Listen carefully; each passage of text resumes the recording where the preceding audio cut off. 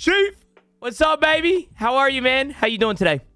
Good. Can't complain. A little tired. I woke up early to watch the arena tournament, but Oh yeah, that's going on today. We have some questions regarding arena, so I'm glad you brought that up. I want you to introduce yourself. Where can we find you? How long you been in the content realm? How long you been doing what you're doing? So name's SheefGG. I've been streaming for almost 4 years now. We're like Sheesh. 2 weeks away from 4 years. Yeah, it's kind of crazy. Congrats. Time has absolutely flown by. I do live stream on Twitch, and so you can find me over twitch.tv/SheefGG. But I do have a YouTube channel as well that's pretty active, but we've just been posting daily videos there, and then TikTok as well. That's and awesome. Twitter. Your YouTube content is phenomenal, which I'm actually have some Appreciate questions regarding YouTube later in the podcast, because I know a lot of people, so I'll be honest with you, Sheef, I ask the community time to time, like, what are you guys watching right now? And so many people as of recently say that they're watching your YouTube. And I'll be honest, It's so inspiring, because when we first met each other, it was like 3 years ago, right? Like a very long time ago. And we, like, neither of us were really known. Like, just being straight up, like, neither of us were known. It's awesome seeing your progress, man. And speaking about that, over the past few years, I've seen you we've both gone from nearly nothing to something. Your progress is incredible, and I hope you can understand how far you've actually gone throughout the past few years. Give us a little rundown of the progress you've had. Maybe Twitch partner when you get that, all that stuff. Yeah, it's so hard to wrap my mind around. The support's just been out of this world. But I started streaming around, it was like early January, I think January 4th actually, of 2020. That's when I first turned on the stream to take it seriously as a career. And it took about 3 months before I saw any traction. I think for the first 3 months I had probably like 5 average viewers, and one was me and one was my mom. So and then there was probably like a bot or two in there, like Nightbot. I don't know if they actually counted, but I still remember calling my mom and being like, "Mom, I had 10 average viewers last night. Like we broke double digits." But it took about 3 months before I saw that double digit break. And then it was, I want to say maybe June, early June. It was a wipe day, and Gingy raided me, and then Pesley raided me, and then Landmark raided me. And that week, I just had a crazy amount of luck with the community showing support.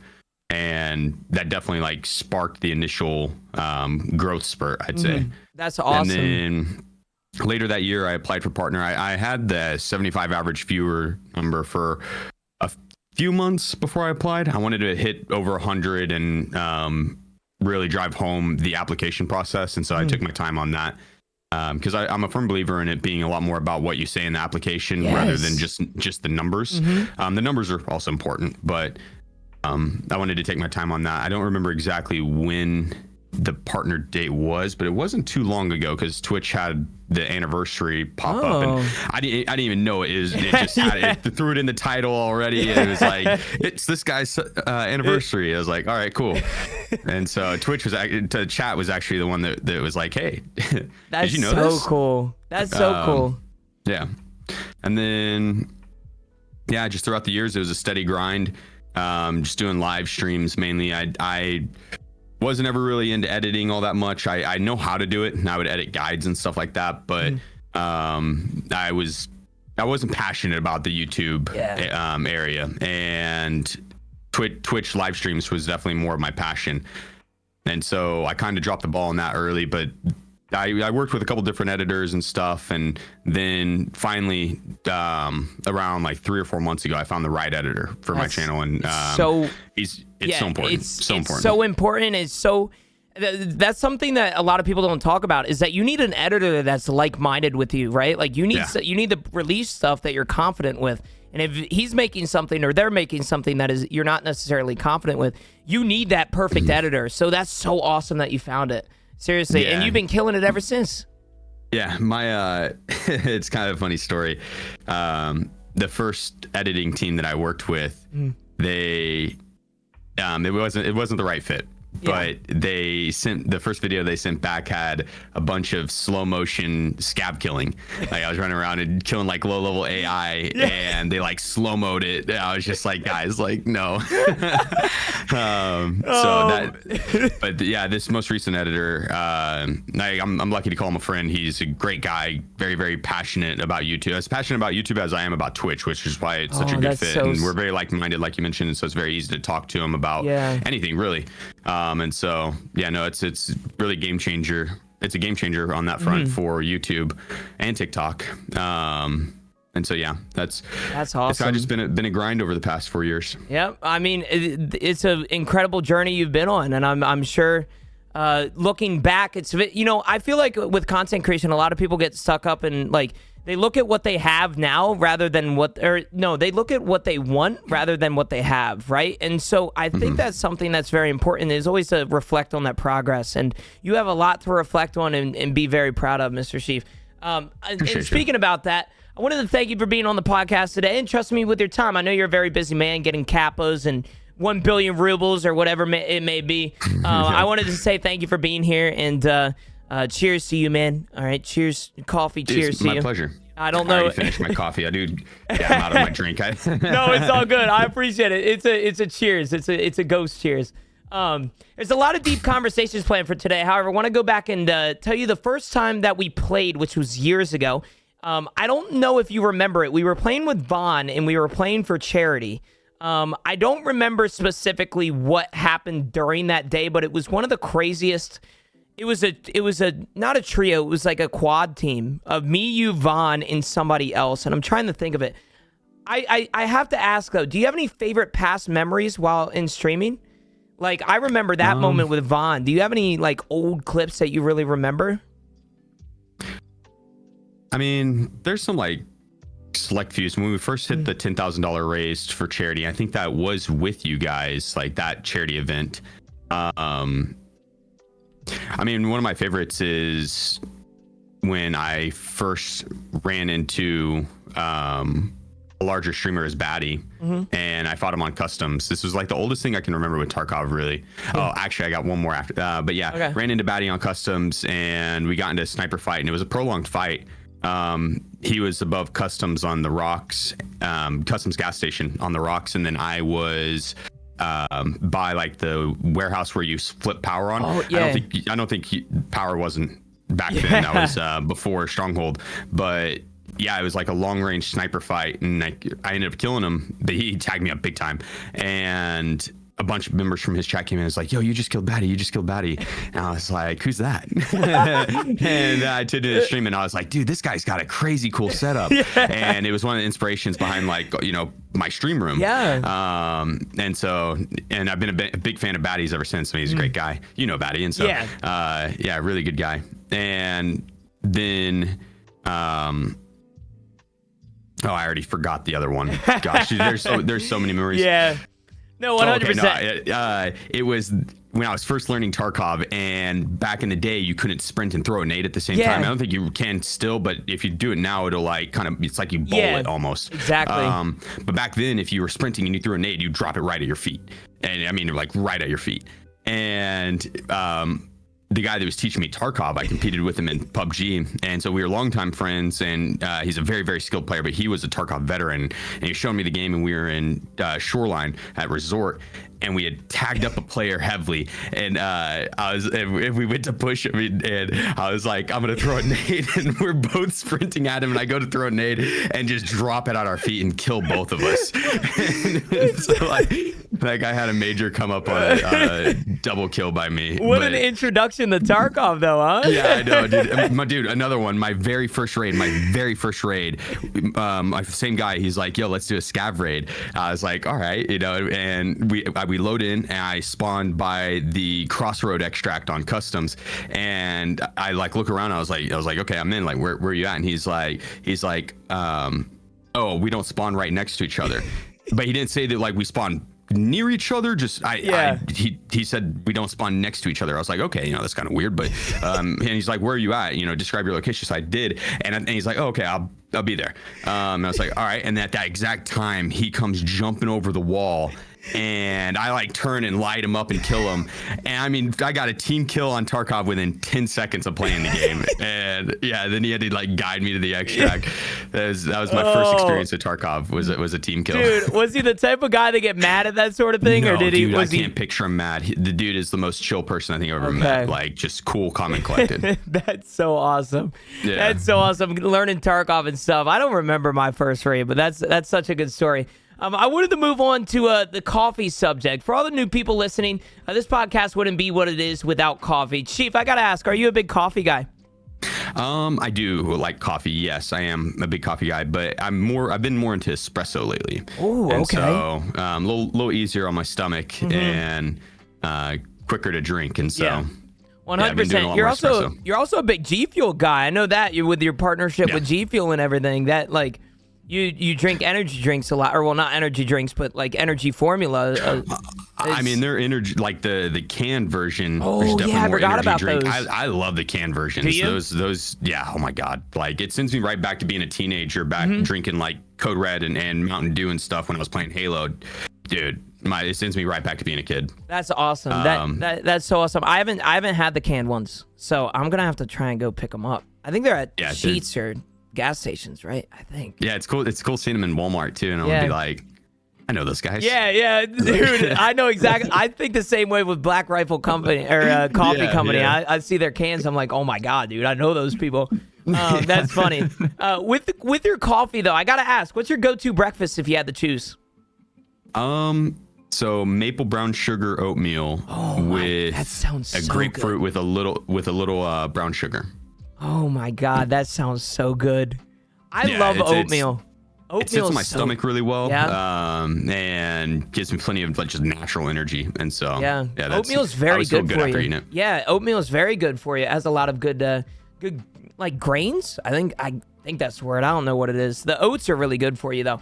Outside of coffee though, what's your go-to drink? I think I know this question. We just touched on it. Dr. Pepper, I'd say. Dr. Pepper. Dr. Pepper, Okay. Yeah. I thought you were going to say G Fuel too. Yeah. G Fuel as well, but G Fuel is a little more caffeinated, so I have to pick and choose when I drink that. Whereas like Dr. Pepper, I could drink later at night and be fine. Yeah. And so at Dr. Pepper, I got a fridge stocked to Dr. Pepper. I saw that. You're ready for Arena, man. I heard it's tomorrow and everything. Yes, sir. That's going to be exciting.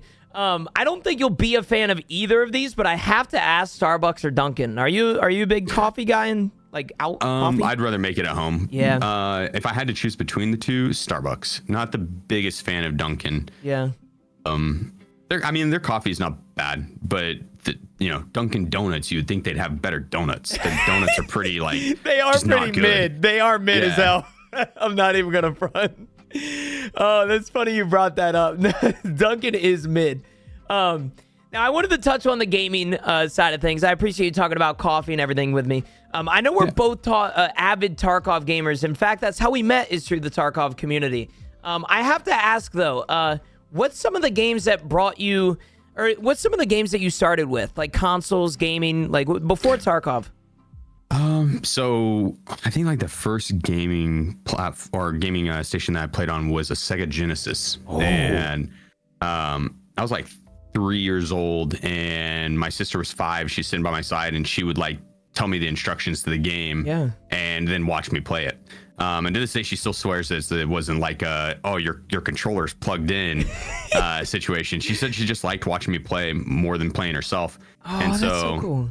Yeah, she, little did I know, like she was prepping me for being a streamer, playing in front of an audience.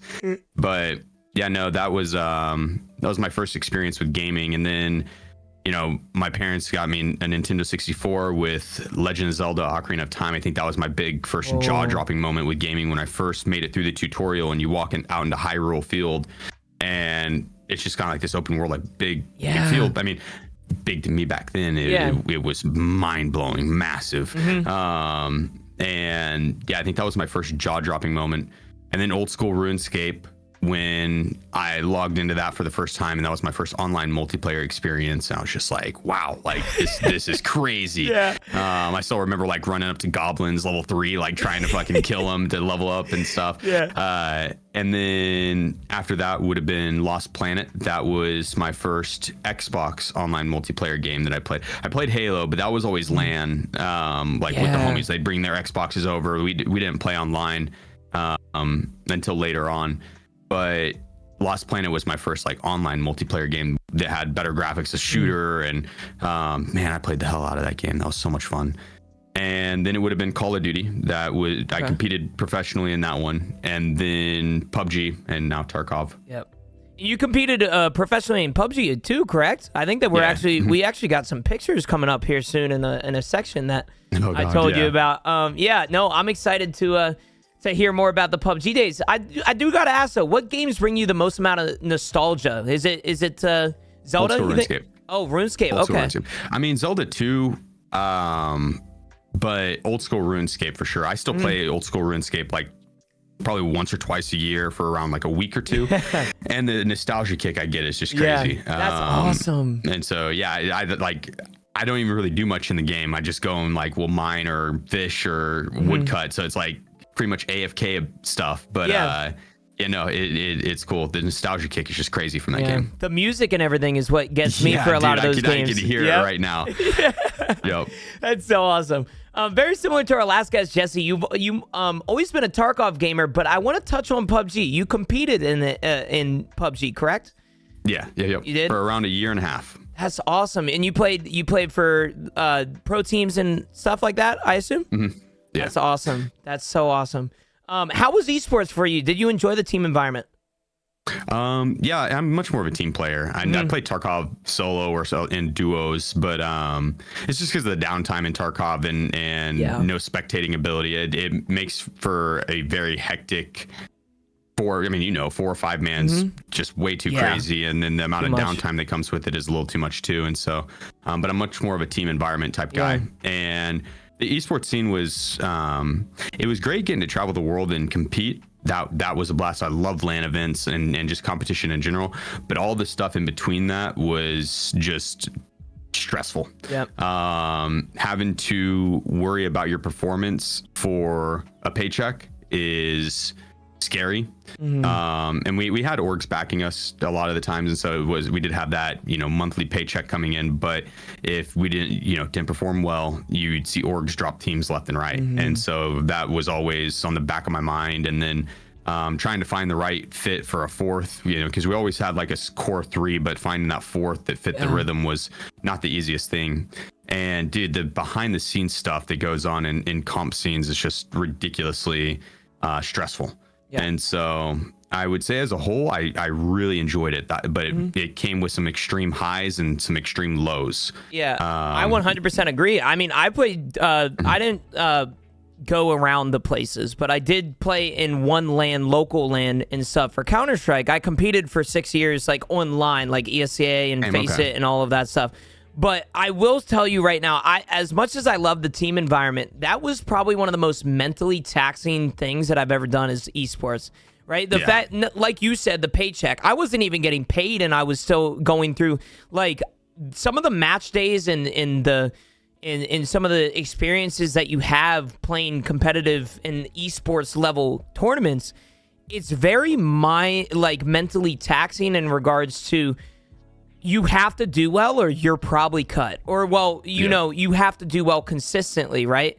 And I just was never able to be consistent, which is why it was a lot of mentally taxing for me.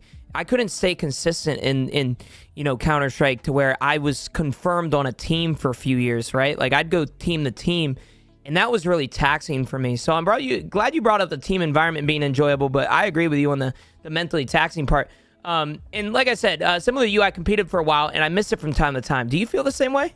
You miss it a little bit? I miss the LAN events. I think that's really the only part. And because I can get the competitions from time to time in Tarkov, it's not as consistent, but from time to time it's there, especially with Arena. My cat's attacking me. No, it's all good. But I'd say overall the LAN events, getting to go out to California or Paris and Seattle and all that was quite an experience. And so that's so awesome. That's so awesome. The cat's attacking you, but I do want to ask. We talked about Tarkov. There's a lot on the horizon of Tarkov, including Arena.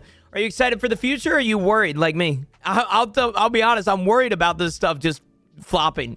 Sheef, are you worried? Nah, not in the slightest. I mean, even so, like worst case scenario, if Arena doesn't do well and is considered a flop, I'll still be able to have fun with it off the start. It was included in EOD, and I didn't buy EOD for Arena. Yeah, I hate to cut you off, by the way. I hate to cut you off. I'm hearing a buzzing in your mic. Did the cat hit a wire or something? I probably did. No, it's all good. I just wanted to make sure I don't know. No. Yeah, you're good. You're good. Let's go. I think the cable. I was like, cat's attacking him. Yeah. Oh man. No, but go ahead. Yeah, Arena's exciting. Did that intentionally. Arena's exciting. Go ahead. Yeah, even if Arena's a flop, I didn't buy EOD for Arena, and so it's just like one bonus. And even if I only have fun for a day, that's still a day of fun. Yeah. But I mean, you got to play it at TwitchCon. The potential's there, and at the very worst, playing it for a day and having fun. But I think more than likely it's going to be like a good warm-up session before a session of Tarkov.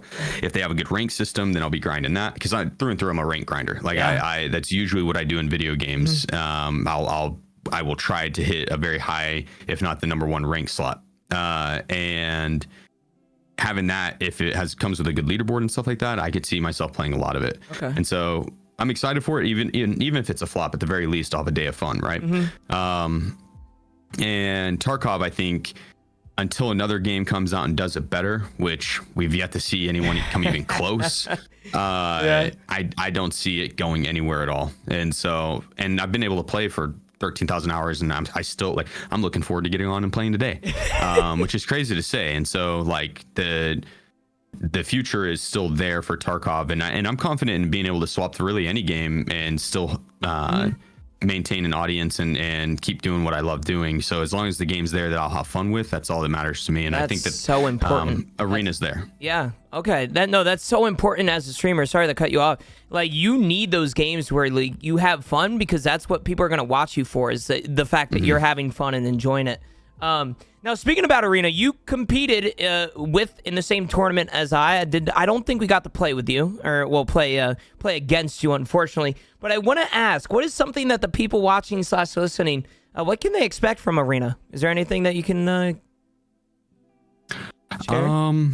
I think you're going to see a lot more content creators collabing or playing with each other, because like I mentioned earlier, with Tarkov having the crazy downtimes and no spectatability and all that, I think Arena is the opposite, where it's not going to have nearly as long queues, because with Tarkov, the queue system, the waiting for players, you're waiting for that one person that doesn't have a high-end PC to load the map. And it's a larger map, has a bunch of loot on it, has a bunch of AI, has other players and stuff. And Arena is not going to have that. I guess it's going to have the other players, but it's a smaller map, no loot. AI will come in at the end, but basically lower end PCs are going to be able to load it quicker. Yeah. And so the queue time should be a lot faster. You don't have to spend time re-kitting.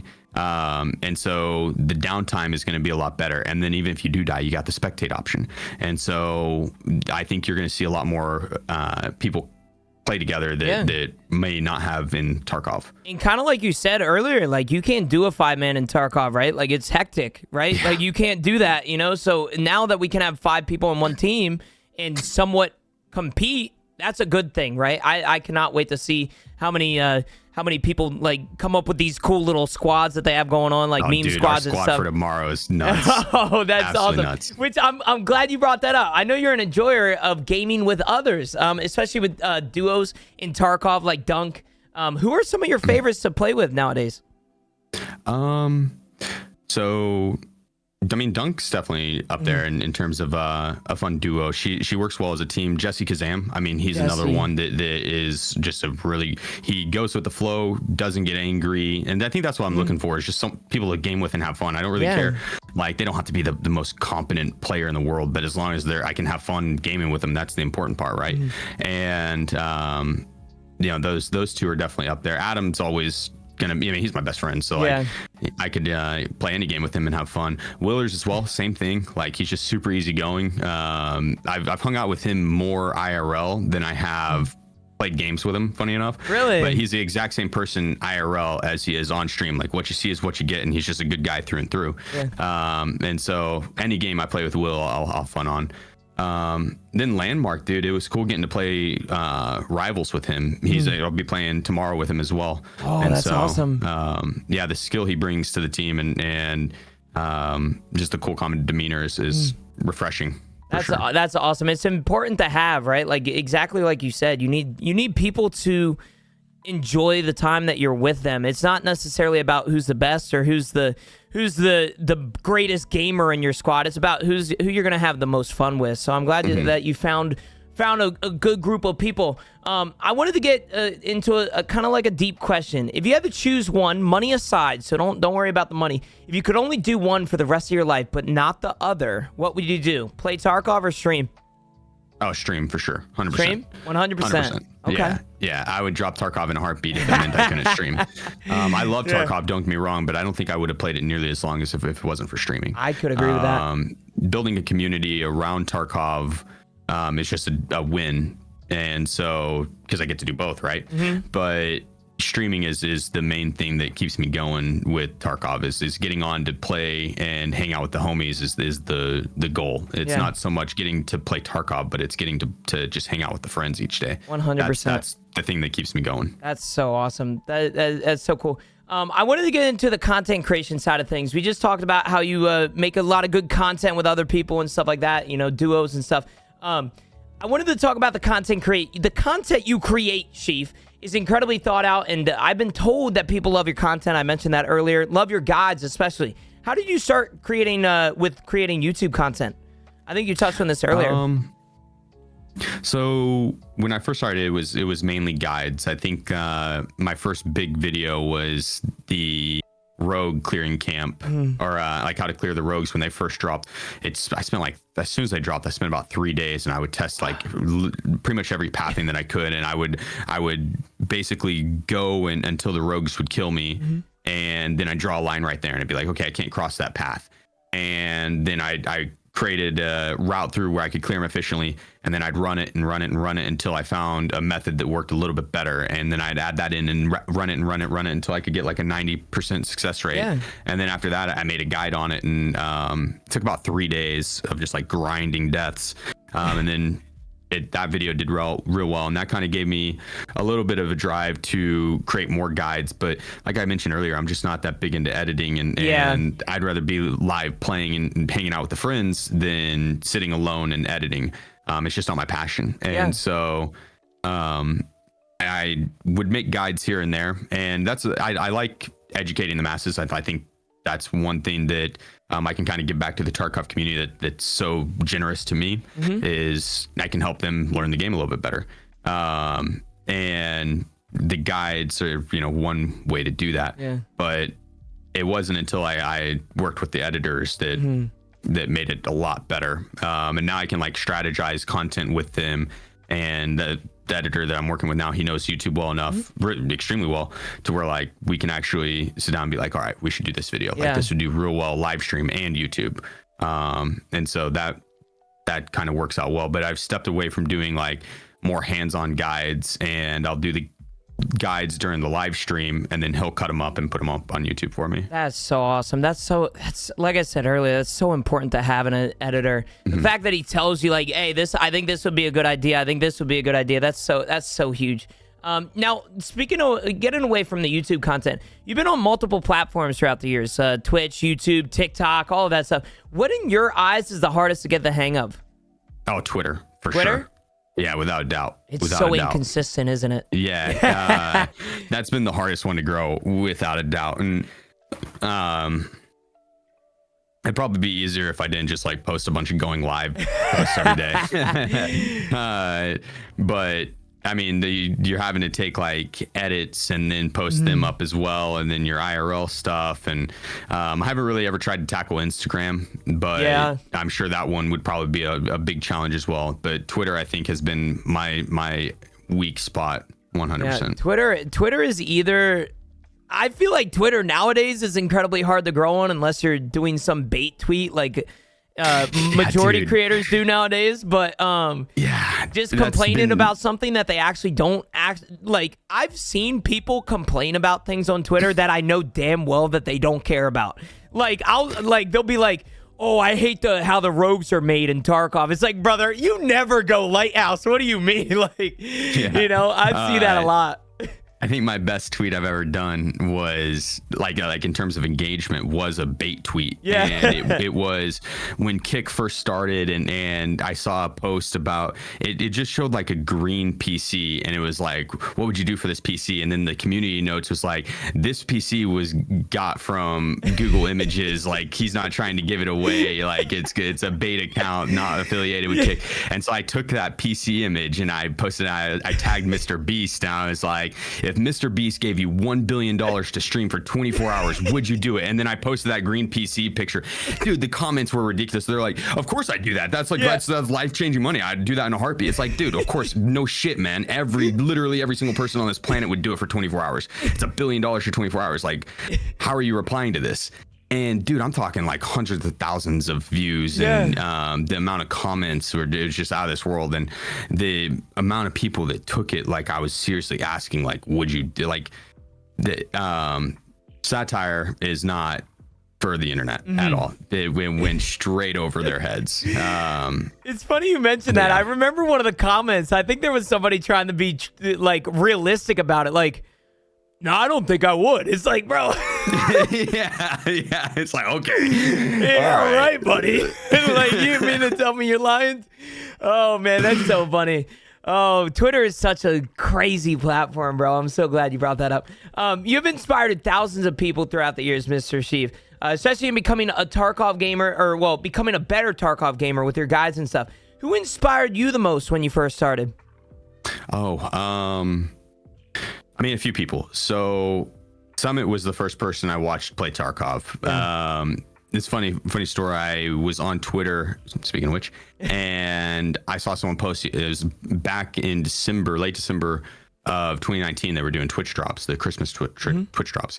And someone was like, thanks so-and-so streamer for the 10 Bitcoin I got from your drops. And this is back when Bitcoin IRL was like $50,000. I was like, no shot. Tarkov's giving away cryptocurrency for drops. Like, this person just got $500,000 for watching Twitch. Like, sign me up. I immediately went to Twitch, started watching Summit. He was playing Interchange, and I was like, damn, this game's really cool. Like, you know, it looks amazing. I want to play this. And so, and Summit has always been a big inspiration in terms of like what's possible with Twitch, right? Because he's one of the OGs that just his numbers are crazy, and his attitude with it is funny, right? And so like that's I like, he seems like a chill dude to hang out with, and that's what I wanted to shoot for, right? And then as I got more immersed into the scene, Dr. Lupo, I was watching one of his charity events, and before he got off his starting soon screen, I think he had raised over like $100,000 for charity. It was some like crazy number. And dude, it might've been over $1 million. I'm not even like, it was something mind blowing before he even got off his starting soon screen. And I was like, dude, this is so cool. Like, the possibilities with streaming and being able to change lives is something else. Like, I could do this. I could do this. And so that was a big portion of it. And then Pestily with his charity events and his educational content to the community, that was big, right? And I think when I first started watching him, he had just gotten over $100,000 raised, or it was like 250K or something along those lines. And getting to see him work all of his way up to the million was awesome. It was awesome. And then Landmark and Willers, their work ethic, day in and day out, man. Will is just now starting to take days off, and dude, he streams like 360 days out of the year, and so does Landmark, dude. They're always there, and they always put on a good show. I think it was back in December, Pestily rated Landmark, and Landmark pulled an impromptu 24-hour stream. He was the #1 slot for those 24 hours, and dude, he just got in and put on a show, and he didn't waste his time with like, oh, thanks so-and-so follower, and you know, thanks, like he, you know, a lot of people will make the mistake of sitting there and reading literally each individual follow, because as a smaller streamer, like, you can do that, but then when you get a large raid and there's hundreds of them, dude, you just need to put on a show. You need to get into raid immediately. immediately and show what you're about and keep them entertained. And he did that for like 24 hours straight. And so that was a big inspiration. Landmark and Willer's work ethic is just through the roof. And so kind of that wombo combo of all of them has been a major inspiration to me for sure. That's funny you mentioned that last part. You mentioned the whole follow thing. The first time I think I was averaging 11 viewers at the time. Willer's rated me. And I was thanking every follower. It's heart racing, dude. Yes, and I was thanking every follower, Sheef, and Willer said in my chat, and I was like, dude, did I piss him off? Me and Will are now great friends. I'd like to consider him a great friend of mine. We talk here and there, but one thing that he told me was like, dude, stop reading your followers. He said that in chat. I'm like, bro, did I piss him off? And I was like, yeah, I got you. I'll get in the raid. He was like, get in the raid. I was like, I'm going, Will. So it's funny you mentioned that. It was Pesley that I heard say it. He was talking specifically about the Landmark raid. And I was like, that makes sense. I was like, okay. And so, and what I came up with was just having like a little elevator spiel about my self. And it was like 20 seconds long, just to tell people, who I was and what I was about, and gave them a little snippet of me so they knew me a little bit better, and then showed them the gameplay. That's awesome. And that was, rather than thanking each individual follower, just thanking them as a group. Thanks for the follows, everyone. Like, it means a lot, right? That goes a long way without having to thank each individual person. 100%. I think the elevator pitch is something that all streamers need. I recommend that. Like when people say, do you have any tips for starting off content? I'm like, dude, get an elevator pitch when you get raided or whatever, because that can be the difference between somebody staying with the raid and somebody leaving. That 20 seconds is so huge for a lot of people, and they get to know you, and they relate to you.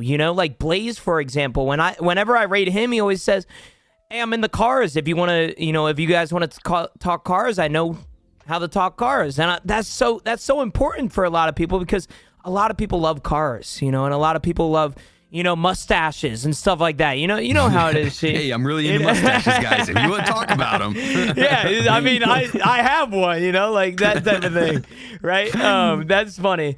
If I remember correctly, you started streaming before anything. We've touched on that a little bit here today. How do you learn to balance all the platforms? And do you think you do it well? Like balance everything? YouTube, Twitch, whatever it may be? Now I do. It took a long time. It wasn't until like this year that I really got it down. But, when I first started, I was working a day job. And so I would 8 to 5 and then come home, turn the stream on immediately, stream until I was too tired, wake up, rinse and repeat that. And so I didn't leave myself any time for editing or working the other social medias and stuff like that. It was solely live streaming. I was like, I'll do that later, right? Twitter, I would post my going live stuff, but that didn't offer a whole lot of growth. And the short form content, I should have been better on. That was a mistake for sure, not getting on that sooner, because that's like the lowest effort with the biggest, min-maxing, right? That's the lowest effort with the most come out. And so I should have been doing that earlier, but I've been a lot better about balancing everything. And I think having a team behind me is the difference maker, because it's really being passionate about something that makes it a lot easier to do. And so now that I have a team that's equally passionate about those social medias as I am about Twitch, it's a lot easier to balance. And so no, 100%. I'm glad that you brought that up. With a team behind you, it's very important. In my opinion, like somebody your size should always have a team. Like there are some people like Ash that don't do it very well. He kind of does everything. But I wanted to ask you yourself. He even has a team now. Yeah, I think I know. Ash has been working with editors and stuff like that, which is. I heard about you're that. not wrong. He's one of the best in the business, in my opinion. 100%. His work ethic is crazy. Setup's crazy. I saw a post the other day. He posted on Twitter, and then Genticles commented on it and was like, yet another video that shows Ash is actually creating content while the rest of them are just playing video games. I was like, fuck, she's right. I was like, this dude's so good.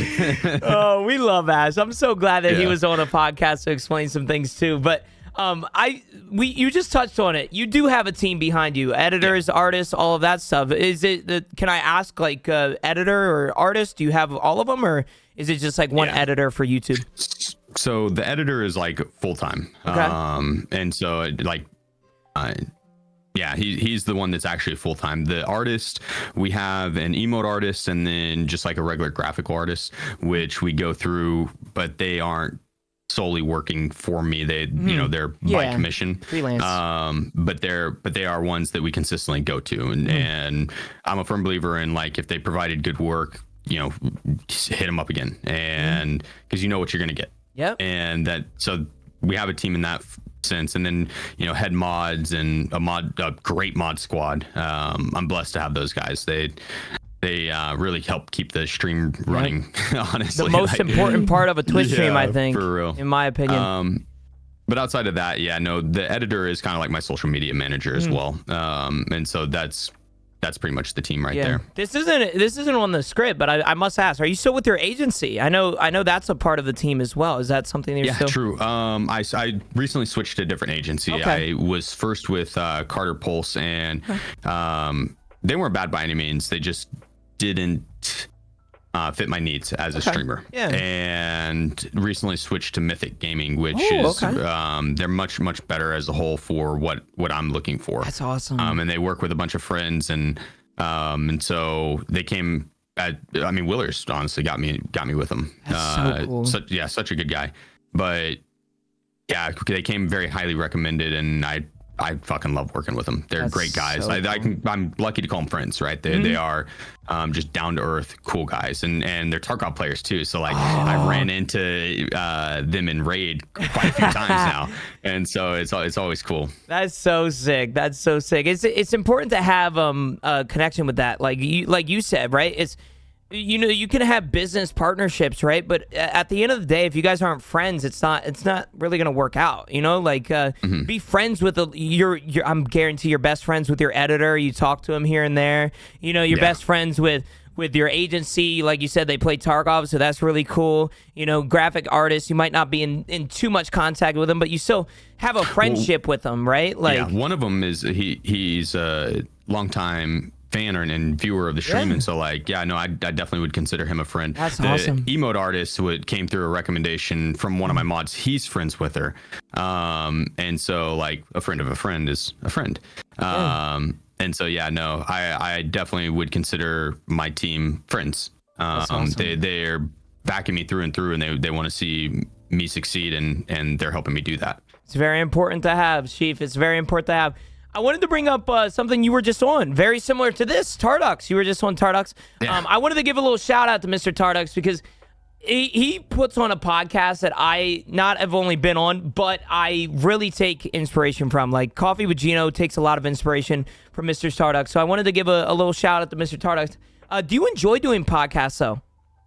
I mean, I'm more of an introvert, and so there's always a little bit of nervousness. Nervousness right before. But once we get rolling, I mean, with you it's easy. Like we've known each other, we've been friends for a long time, so it's just chatting with a friend, like you mentioned.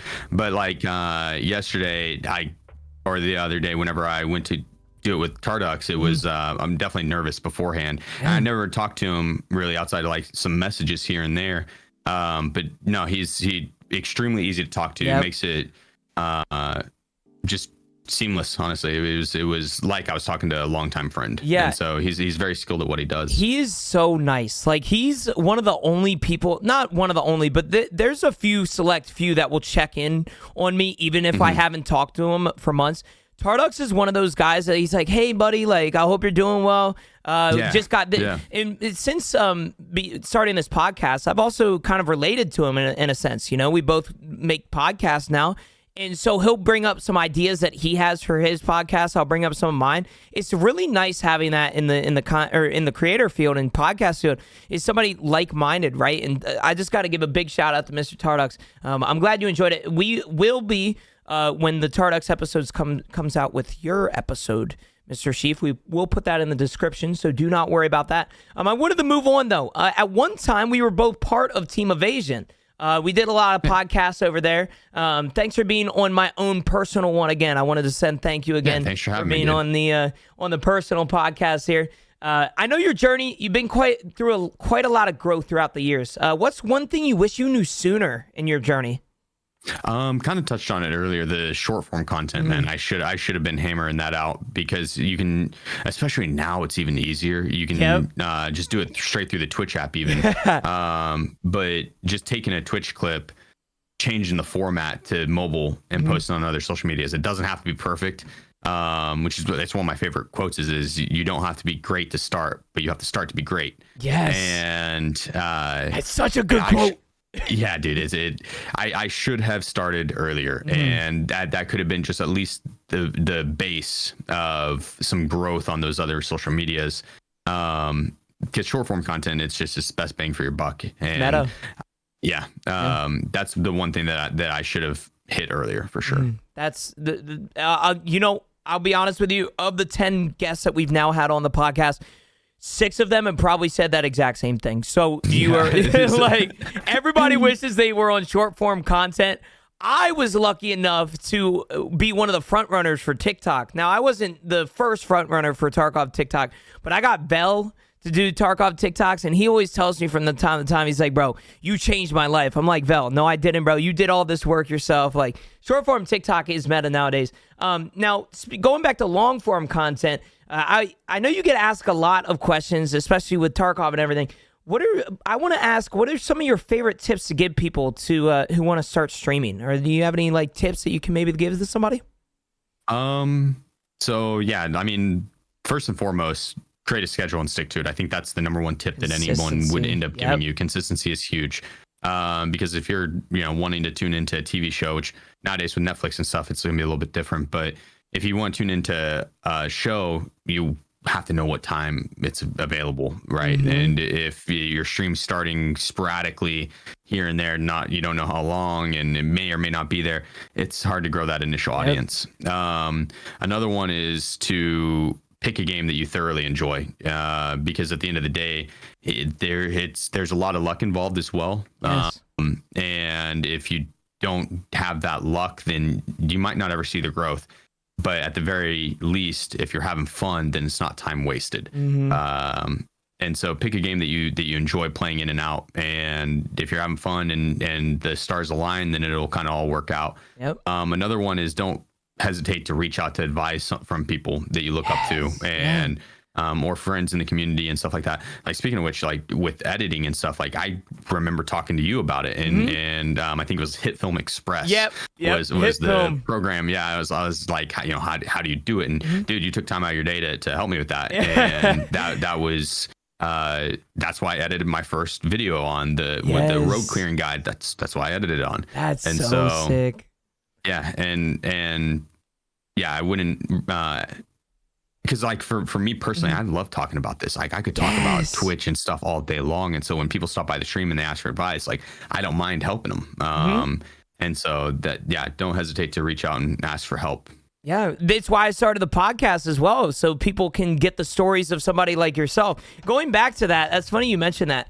The whole Hit Film Express thing, not to toot my own horn or anything, but I spent like an hour and a half recording and then editing the video together to make it perfect for you, Steve. I don't know if you knew that, but I did. That's hilarious. Bro, I'll be honest. There was one thing that you wanted done and I didn't know how to do it. So I looked up a tutorial myself on how to do it and then recorded myself doing what the tutorial told me. Dude, I was like, damn, this dude's so fucking good at this. Like, he did it so quickly. That's awesome. It was 2 hours long, bro. I swear to God. Oh, that's so funny. Similar to our last creators, though, moving away from content and stuff, you've done a lot for charity, Mr. Sheef. Both in Tarkov on stream, but also doing some really, really cool goals. What's some of the craziest stuff you've done for charity? I get a tattoo. I think would be it. That was our last charity stream. We hit the $100,000 raised mark. That's awesome. And so that was one of the goals. Was this guy right here? The killer. Killa, yeah, I can't see him upside Yeah. down, but yeah, the cartoon Killa was. I said I would get a Tarkov related tattoo, and we kind of chose it as a community, and that was the one we landed on. And now after getting, I always knew I wanted a tattoo, but I was always a little indecisive. I have a hard time making those types of decisions because I'm always like, oh, what do I should have gotten this one. I should have gotten this one instead. And after getting my first one, I'm like, okay, I just want to get more tattoos. Like I want to get a whole sleeve of gaming and then a whole sleeve of like anime and other movie related stuff like Lord of the Rings and whatnot. And so I plan on getting a lot more tattoos, and this was just the start. And I couldn't have picked a better one, honestly, because it's something very special to me. That $100,000 was a milestone and just like the event itself, man, I'll never forget it. And so and then next one's $1 million, and then next is 10 mil and 100 mil by the end of time.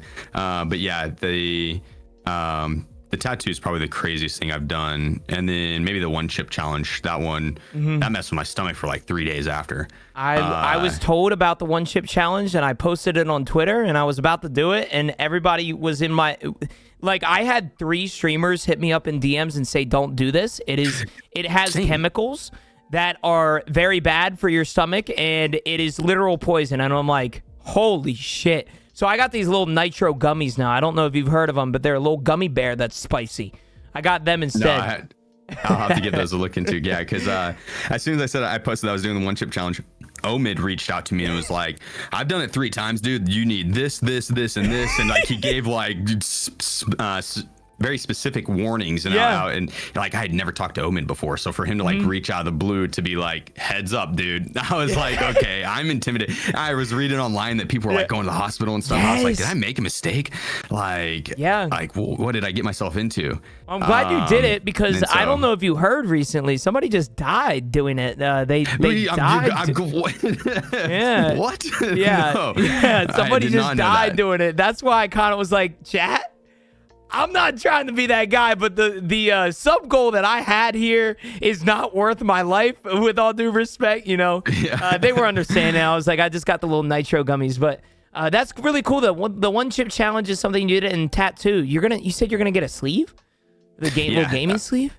Okay. Yeah. You know, just of all the like inspirational games growing up, you know, like ones I mentioned, the Legend of Zelda, Pokemon. That's another big one. I think the next tattoo I'm going to get is Link riding Pikachu into battle. Oh, that's going to be sick. Yeah, it's got like his shield and his sword out, and Pikachu. That's so cool. That's so cool. Now, I'm glad that you brought up something that's kind of like a throwback for you, because we're going to get into a section that I like to call the throwback. This is everybody's favorite section. So I'm going to pull up some tweets here. I'm going to take the camera away just so I can pull up the screen and it be perfect for you. We are going to bring it up. Hold on, give me 2 seconds. Right here, and then where's it at? Oh, there it is. All right, I'm gonna pull this up. You can pull that up on your PC. We have a few things to share here, Mr. Sheef. This is the this is the script. Let me see here. Which one is it? This was your first ever tweet. I found this. I'm sure you can see this. This was your first ever tweet. This was March 15th, 2018. Some exciting things in the works. That's your first ever tweet, Mr. Sheef. I went back and found it for you. Damn. What would that have been? I think it was been a team announcement. Yeah, I think it was. Yep, it was. Some exciting things in the works. That probably would have been me joining Elevate for a PUBG tournament is my guess. And so that's awesome. That's so sick. I decided to go back. Sure. I don't know, because I was like, Pastili's first tweet was when I was like 12 years old. This is a little more reasonable. I was 17 when you made this tweet. That it feels like 2 years ago, but it was what? This is 5 years ago now. That's crazy. Time does There were some exciting man. things in the works. Yeah. And look at us now, dude. Yes, that's crazy. Exactly. Wow. That's really, really cool. I wanted to bring up a little Sheef selfie that I found. Somebody else took this of you. I can see you don't have any facial hair here, Mr. Sheef. The naked face. That would have been. Let's see, you can't beat us on stage. Oh yeah, that would have been the PAX East. Oris brought me up as like the pro to beat. Okay. And so if you beat me and Kiki, he was the the host for the Oris booth. Yeah. If you beat him and I in a PUBG game, you got like some special merch. I think it was like a hat and a shirt and a mouse pad or something like that. We only lost one game. We spanked everybody. The one game we lost, we were running around with bolt actions. That's so cool. You were him. Yeah, you were him back then, Sheef. You still are him, but you're him in PUBG. That was some sweaty gameplay. That's so cool. I had to bring that up because you have no facial hair, Mr. Sheef. You have no facial hair, bro. You look completely different in a good way, but you look completely different, man. I had to bring that up. I don't know if a lot of people know this, but apparently, according to your tweet, you used to be known as, it doesn't have it here for some reason, but you used to be known as Charity TV. Is there any backstory to that?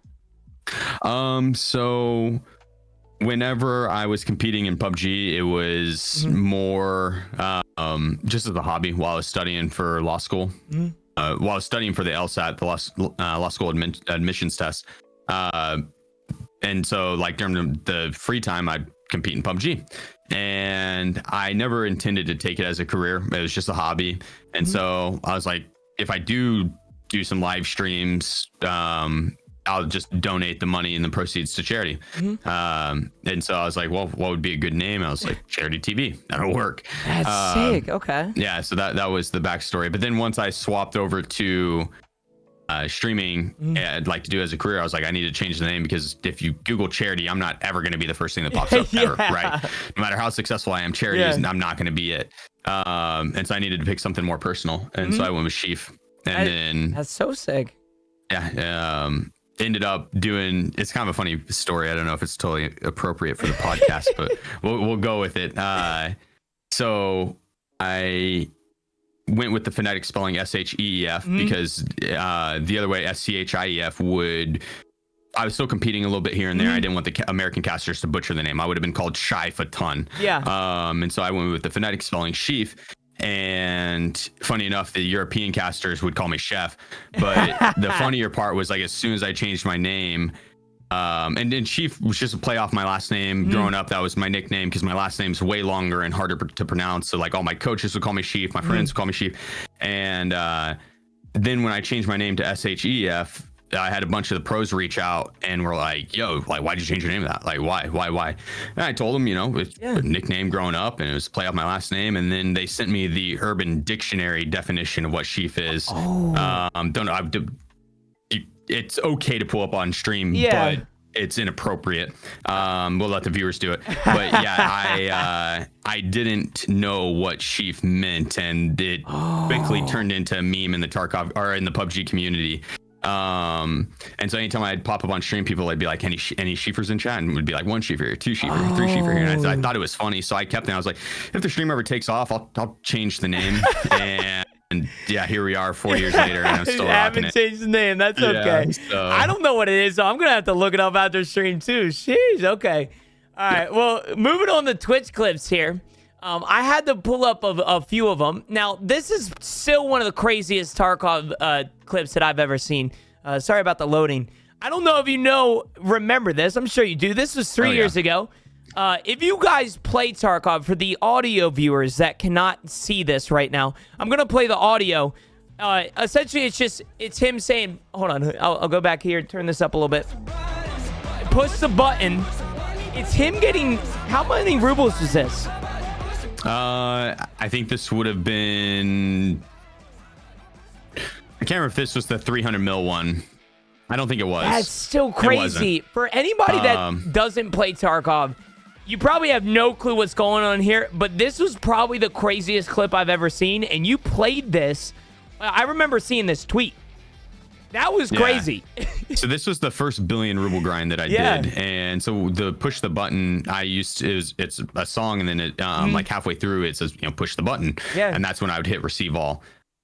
And this would have been, I think, 3 days of grinding rubles.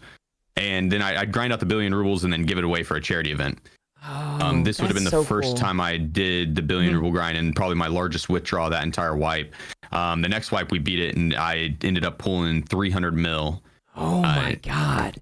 Yeah, there's like a clip of me posting 250 graphics cards that I'd found that week. And yeah, dude, it was nuts. But that took an hour and a half to withdraw that money. An hour and a half. What, bro? Yeah, like I'm talking, it took forever, It takes me an hour and a half to lose all my gear sets, Sheep. What the hell? Oh my God, that's crazy. But no, I had to bring this up because it's so, if you don't understand Tarkov, like I said, it's going to be a little confusing. For all the audio viewers that are listening right now, he's essentially withdrawing money in rubles into his Tarkov account. Let's just say that it takes an hour and a half to transfer all the money when it usually takes instant. That's just the best way to explain this clip to the audio viewers. I had to move on to the second audio clip, or not audio clip, the second clip of the day. I don't know if you remember this, but dude, this is a hilarious clip. This was this when is one of my first favorites. Dropped. Yeah, dude, when I watched this, it made me laugh so hard. So you're sneaking up here. Hold on, let me turn this up a little bit. You're sneaking up here. A guy runs past you. Like that guy. Has no clue. The ultimate disrespect when your boy just runs right by an enemy, man. You know what I'm saying? Whoever made this clip, it's a perfect cutoff too. I'm sure the audio viewers are hella confused right now, but essentially a guy walks past Sheef, then his teammate comes up behind him, and Sheef decides to go up and VoIP to him. I'll just let it play again. The ultimate disrespect when your boy just runs right by an enemy, man. You know what I'm saying? He I love how turns and looks at me too. I love how he's healing. He can't do anything. He literally fucking. You know what I'm saying? Dude, I wish I could have cutoff. been in that Discord call. Do you know if you survived this? Like, I did, yeah. I ended up killing his friend too, yeah. Oh my God, that is hilarious. I think the funniest part about it is the cutoff of this clip. You know what I'm saying? And I think another funny part is that you just run away. You just shoot him and fucking run. Like you don't look at the teammate. You just shoot him and fucking. Yeah, dude, that's definitely that's so that funny. first wipe when they released VoIP, dude. All I did was run around and VoIP with people. That was so much fun. That is such a good clip, dude. I'm surprised that only had. I don't mean this disrespectfully. That only has 100 views compared to like 3,000 viewed clips. This deserves more views, Sheef. This shit was hilarious, man. That was 2 years ago. Oh my God, dude. I'm so glad we had that laugh. Oh, and I'm so glad that you were able to bring up the throwback section. I hope you enjoyed seeing some of your old tweets. That is the throwback section. I'm going to stop streaming and pull back up my camera here for you. There we go. And then we're going to get to this. Bam! We're back. That's cool. Down memory lane. Yeah, dude. That's such a good clip, man. God. When I saw it, I was like, damn, I'm gonna repost that. That clip is really good. Oh man, I fucking love it. All right, let me turn back on the music and everything. We'll get back to business. I wanted to touch on the last, or well, not the last subject of the day, but this is the life and mental health section, Mr. Sheef. There's a lot to talk about here, and I should point out, you're a big advocate for mental health, just like myself. So I'm glad that I can sit down and have a conversation about mental health with you. I do want to touch on the PUBG thing, though, in regards to mental health. I don't think I know much about what you did before PUBG and streaming and stuff like that. What's some of the things that younger Sheef was up to? Any sports, any jobs? You said you had a full-time job when you started streaming, right? Yeah, so I guess like younger Sheef, I mean, I've always been about gaming through and through. Like that was what I loved. I also played, sports year round. My parents had me in team sports from a young age, and I would play football into baseball, I think it was, into basketball, and then rinse repeat that. Yeah. Once I got into high school, I just moved to a new town, and it was a much bigger school, and the basketball team was definitely above my skill level. I wouldn't have started with them. And then the football team was terrible. We would just get destroyed by much smaller schools, and I was like, I'm way too competitive for that. Like, I'm not joining that team. And the baseball coach wanted me to play. He was friends with my uncle, and he wanted me to play really bad, but I just didn't find baseball as fun. had a little bit too much downtime for my ADHD. I get bored. And so I was like, I'm just going to focus on school and hammer out some grades and be ready for college. And this was my sophomore year of high school. And then there was a guy who was in his junior year, 11th grade. And he like leaned over to me and he's like, "Hey, you ever play soccer?" And I was like, "No." I was like, "But I'm open to giving it a try." And he was like a popular guy, and when I see him being the new kid in school, like you'd see him, he knew everybody and was friends with everybody. And so when he asked me, I was like, "All right, like I'm down." And went and played soccer with him after school for a pickup game. And dude, it was so much fun. And then I ended up playing through high school and then played in college as well, played for a D1 team. And then after that, I got really into mountain biking after college. And then I'd compete in PUBG. And so basically my day consisted of, I worked an overnight job while I was studying for the law school admissions test. And so I would wake up, go mountain biking, then come home, compete in PUBG, then go to work and study and it was being overnight.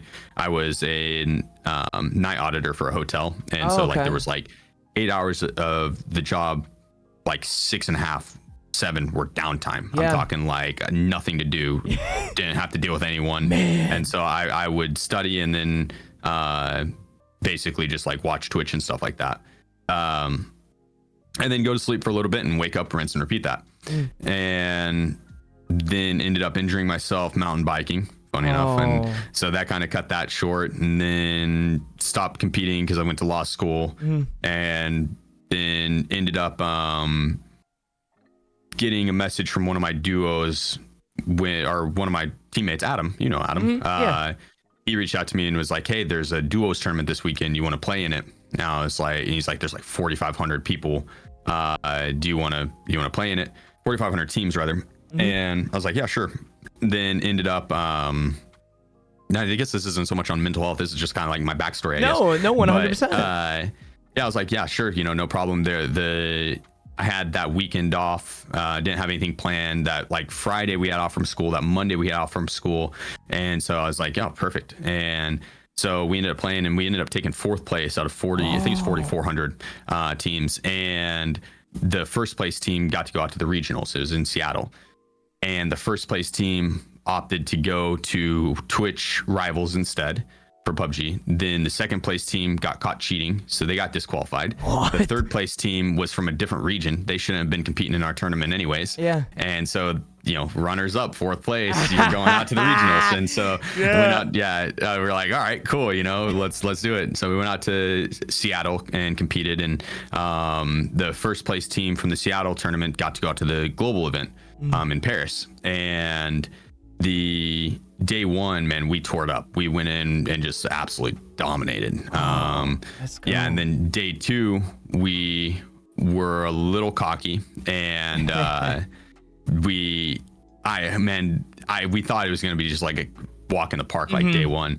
And so the other teams came in hungry, man, and they ended up kicking our ass and going into the final round, the final game of that tournament, we were in 3rd place. And we're like, damn, we really have to ball out here if we want to have a chance to do it. And so we needed to wipe the lobby, and the first place team couldn't score any points. And so then we had to win the game too. And we did just that. I still remember like the final play of it. It was me versus the two guys that were in first. And there was an airdrop that came down. My armor was toast. And so in PUBG, you have 3 different tiers, level 1, 2, and 3 of helmet and armor, body armor, and that's it. And the airdrops, they have level 3 armor, helmet and armor. And so I was like, I'm gonna go for this. And Adam's like, he's like, be careful. And I was like, I'm doing it. And I ran and grabbed it. And as soon as I picked it up, dude, I got a headshot. But the level 3 helmet tanked it. And so then I was able to get behind hard cover, and they had me pinched, one off to the right, one off to the left. And I turned to the right, 2-tap the guy, and then immediately turned to the left and 2-tap the guy. And I mean, it was just like the most smooth play. Yeah. And like, I'm getting chills thinking about it, but it ended up making it to where they didn't score any points. We won by 1 kill's worth of points, and it sent us out to the finals in Paris. Yeah. And then in Paris, it was like 9 days out there, dude. It was awesome. And we performed consistently out there. We did it correctly, and we took, I think the lowest score we had was third place, and we second, third, second, third, second. But the German team, man, they were tearing it up. 4 wins, and then tons of seconds and thirds as well. And so going into the final match of that, they were up by 20 points. And for a little bit of context, the highest scoring round was 12 points so far throughout the entire tournament. Like 12 points was the highest someone had scored. So to be up 20 points is like a crazy amount, right? Solidified win almost. 2 games. Yeah. And that's what they thought. And so we would literally have to wipe the entire lobby. They can't score a single point, and we got to take home the win. And that would maybe give us enough, right? And so Adam and I, before the game, were like, yo, we're in second place right now, but third place isn't too far behind us. If we play bad and third place plays good, they take second place from us. And, that's a good chunk of change for the prize pool going away, right? From second to third, I think it was like $5,000 difference. Yeah. And so I was like, do we go all out and go for first place? Because, that's a major risk. Or do we play it safe and maintain our second place lead?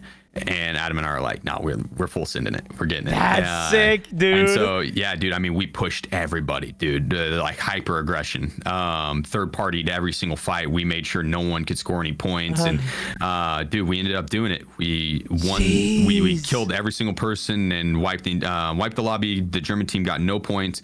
And we ended up winning the entire tournament by 1 kill's worth of points. Like last time, like the qualifier. Yep. Dude, That's it was sick. It was insane. And so that was eye-opening for me. And it's like, I competed professionally in PUBG as a hobby, and I was like, maybe I could do this, right? And maybe I should give it a try. And trying to go back to law school after that was tough, because it was 80 hours a week studying and in class, and the entire time I'm just thinking like, man, Paris, like, am I doing the right thing with my life right now? Like, this is on my mind constantly. And I talked to my parents about it. They were super supportive. Talked to my brother about it. They were super supportive. So I finally went to the dean and I talked to her about it, and she was super supportive. She was like, you could take a year-long student leave. And basically what a student leave is as long as I came back within the year, I would leave off where I was. And so she's like, finish out the year.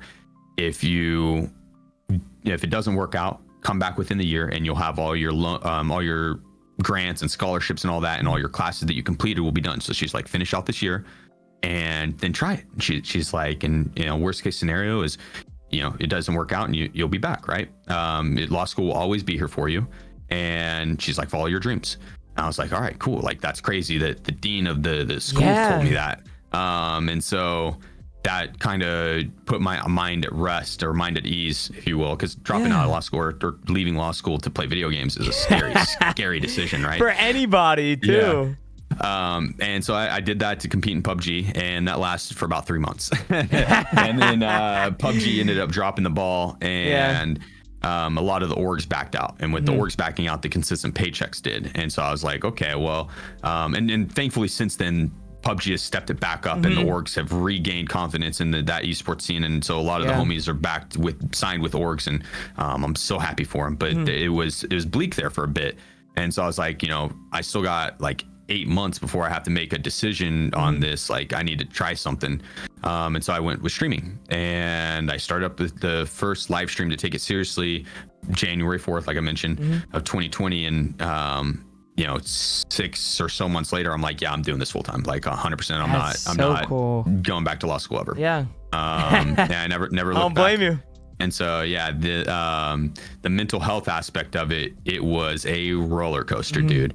I'm sure as a content creator, there's a lot of highs and a lot of lows, and the seasonal stuff, it gets stressful, and I can proudly say that I'm at the healthiest I've ever been in my life, both mentally, physically. Maybe not physically. I need to get back in shape, because back when I was mountain biking, dude, I was in such good shape. My God. But mentally, dude, I'm at an all-time high. I could not be more proud of myself on that front, for sure. That's so awesome. That's what I like to hear. That is what I like to fucking hear, man. Congratulations on all your success, bro. Seriously, you've done some great things, and I'm so glad that you're experiencing a positive mental attitude as well. That's so important, especially with streaming, which we're actually going to touch on. But first, I want to touch on when I think of you, Sheef, you've always been very upfront and real. Like, you help people when they need it in Tarkov, but you also tell them how it is. Have you always been that way? Like, have you always been that way in life? No, dude, I moved around a lot as a kid, and so I was, always the new kid in school. And I think that put a lot of timidness. I was timid to actually say it like it was. I didn't want to step on anyone's toes, and I didn't know how someone would react. And being the new kid, it was hard to gauge. And so I was more quiet and shy. But also being the new kid, I got good at making friends.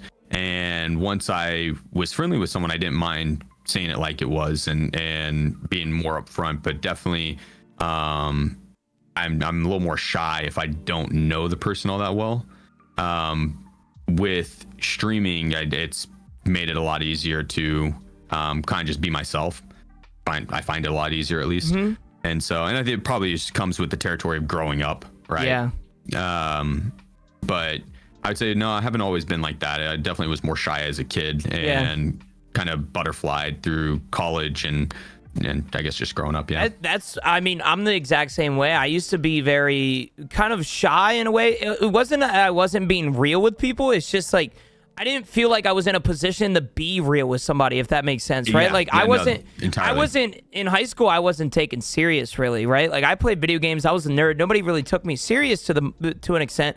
So the problem that I had is, like, kind of like you said, right? Like, nobody, I couldn't be real because I wasn't up to that level, right? Like, I wasn't the cool kid to be real with you, right? Like, I wasn't somebody that I could be real with you, but then I'd just be made fun of or joked about, right? Like, it was very hard for me. So, I definitely have learned with streaming.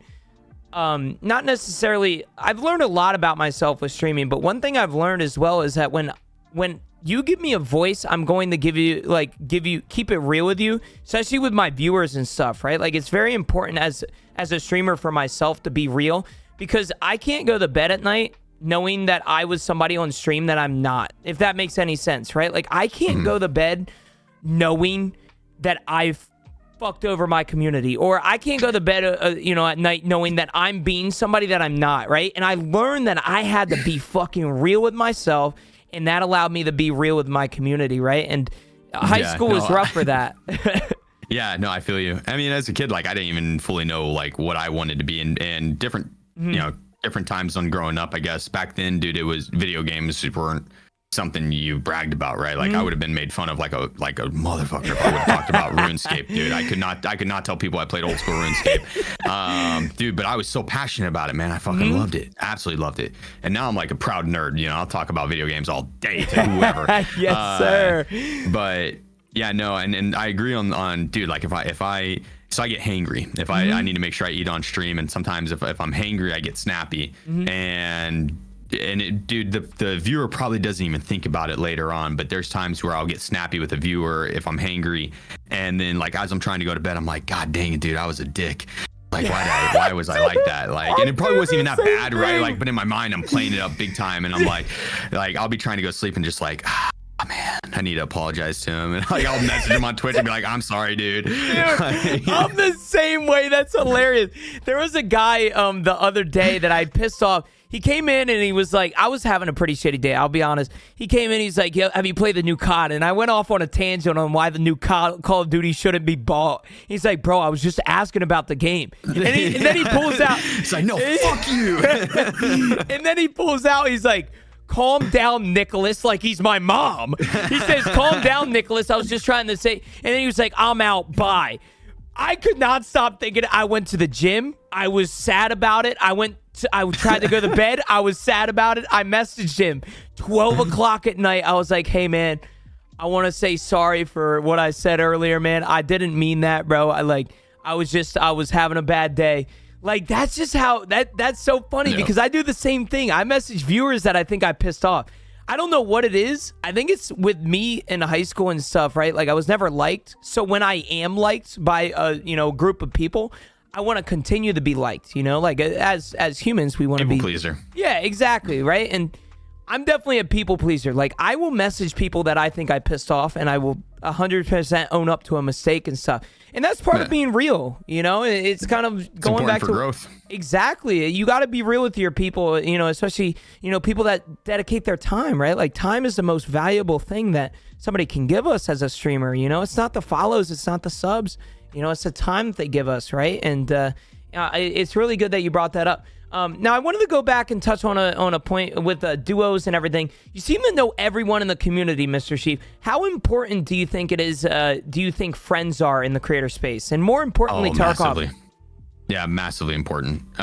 Dude, I wouldn't be anywhere near the size I am, or I wouldn't have seen nearly as much success if it weren't for my friend group. Gingy specifically, man, she's through and through just a great person. And when I first, like I mentioned earlier, she's like the first major streamer to raid me. And I think I had like maybe 15 average viewers and she had like 1,000 plus. And we ended up running into each other. And I can't remember how the fight went down, but I remember her coming in and saying GG's and then raided me. And dude, ever since then, man, she's just been so supportive of me as a person and my channel's growth. And she's always looking out for my best interest. And then Willers as well, and Axel and Wick and Toastrak, and the team is huge. And dude, the Tarkov community in general, man, the support's just been out of this world. And I am very lucky for the friends I have. I'm extremely blessed, honestly, on that front. I don't think it's impossible to do without friends, but it's a whole lot easier to do with them. Just having some like-minded individuals to bounce ideas off of. And man, it's also, I can't speak for everyone on this, but for myself, I didn't know my own worth as a content creator, right? It's hard to be like, this is my worth in terms of dollar sign when it comes to sponsors and all that. And then to try to negotiate that as well is tough. And so having a group of like-minded individuals and teammates that you can be like, yo, this sponsor hit me up and gave this number.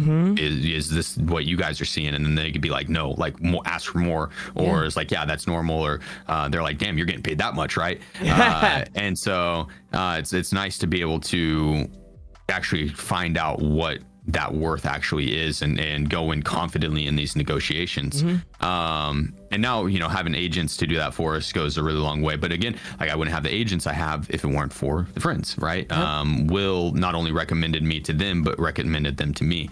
And so, dude, I can't stress it. I mean, getting to talk to you here today, dude, like I would not be able to do this without the friend group. And honestly, I try to be as good as a friend as I can be, but I'm terrible about reaching out to people and terrible about messaging back. Like I ADHD, dude, if it's not blinking in my face, I end up forgetting about it, gets put to the back of my mind. And then before I know, it's been like 1.5 years, and like I haven't reached out to this person in a long time. And then I get in my head and I'm like, I haven't talked to him in 1.5 years. Like I feel bad reaching out of the blue. And so I end up just not. And so, and it's funny, I was talking to a friend the other day about this, and that person, like we brought up the streamer, and they're like, yeah, I'm not following that person. And I'm like, what? No way. And they're like, yeah, I don't want to follow him now because I've been friends with him for so long, and I don't want them to see that I haven't been following him. And I was like, no, just follow him. And that person's like, no, I can't. And they're like, yeah, I'll do it. I'll do it when they're not live. And I was like, that's probably when they'll notice. And so I was like, they're like, maybe when that person drops a YouTube video, that's when I'll follow. I was like, no, I was like, you should just do it now. I have friends. It's one big joke, but dude, we get inside our own minds so much. Yes. It's funny because I have friends that I have known for years, and I'll go to their Twitch, and I realize that I forgot to follow them when I first interacted with them. And I think this is me being realistic as a creator. We all know the whole, Twitch unfollowed me. I I will say, I think there's if you watch Twitch on your phone, I think you can butt unfollow people. Yes, you know, like I have done that. I have done One that. of my mods butt banned someone. He was at work and had me on his phone, and his phone was in his pocket. And this is a guy that he's my head mod, and he's super consistent. And he banned this person out of the blue. And if he ever does, like, he'll message me and be like, "This is the reason." Yeah. And he banned this person out of the blue and didn't message me, and I was like, what's up? And so I messaged him. I was like, what this person do? And he's like, what do you mean? And I was like, you just banned him. And he's like, what? And yeah, dude, like immediately he banned someone. So like, if that can happen, because I mean that's a multiple click thing, if I'm not mistaken. And so like, if that can happen, then butt unfollowing most definitely can. 100%. I butt unfollowed people, but I will be 100% honest with you, man to man right now, Sheef.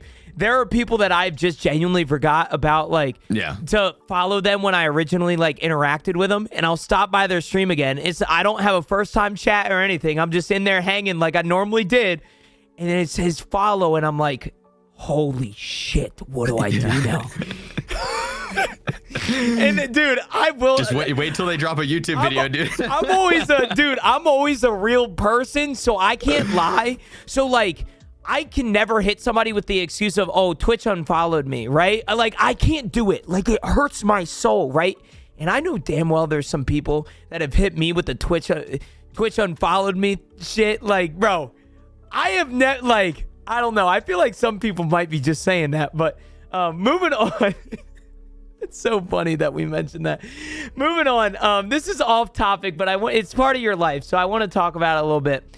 I've been asked a lot by viewers to ask about your mustache routine. You have one of the best mustaches that has ever been on the podcast. I love you, Ash. Sorry about that.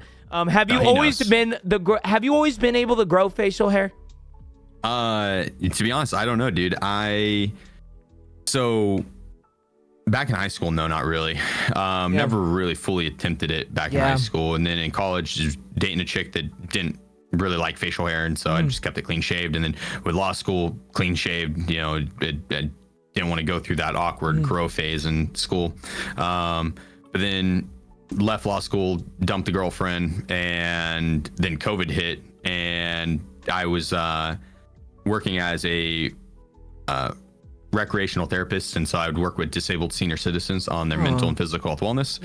And that portion of the population was very susceptible to COVID, and so like my entire job kind of shut down in-person meets, and if I did meet with any patients, I was like full hazmat suited up with a mask, like 2 different masks on, so you didn't see any of my facial hair. And then when we do online meetings, they didn't require a webcam, so like no one was seeing my facial hair. And I just started streaming, so I was like I'm not a very large streamer, like now would be a good time to see what I can do with the facial hair. Let's grow it out. And so I grew the mustache out, and then I had zero intention on keeping it, and it was just to see if I could do it. And now we're like 3 years and 10 months into having the mustache, and then I added the beard with it. And so at the end of the year, I might do a subathon and have it as a goal to shave it all off. We'll see. Well, I never intended to keep it this long. Yeah, we have a question about that later, so do not worry. But I'm glad you touched on the mustache thing. I just wanted to point out, I get so many people, dude. So I always try and figure out, this is on the script, I always try and figure out like little teasers I can give my community to share the next podcast guests. Like, I'll be like, hey, you know, with Jesse, I was like, things are about to get cheesy, right? Like, it was a very cheesy thing, but Jesse's whole thing is like pizza, right? Like cheese.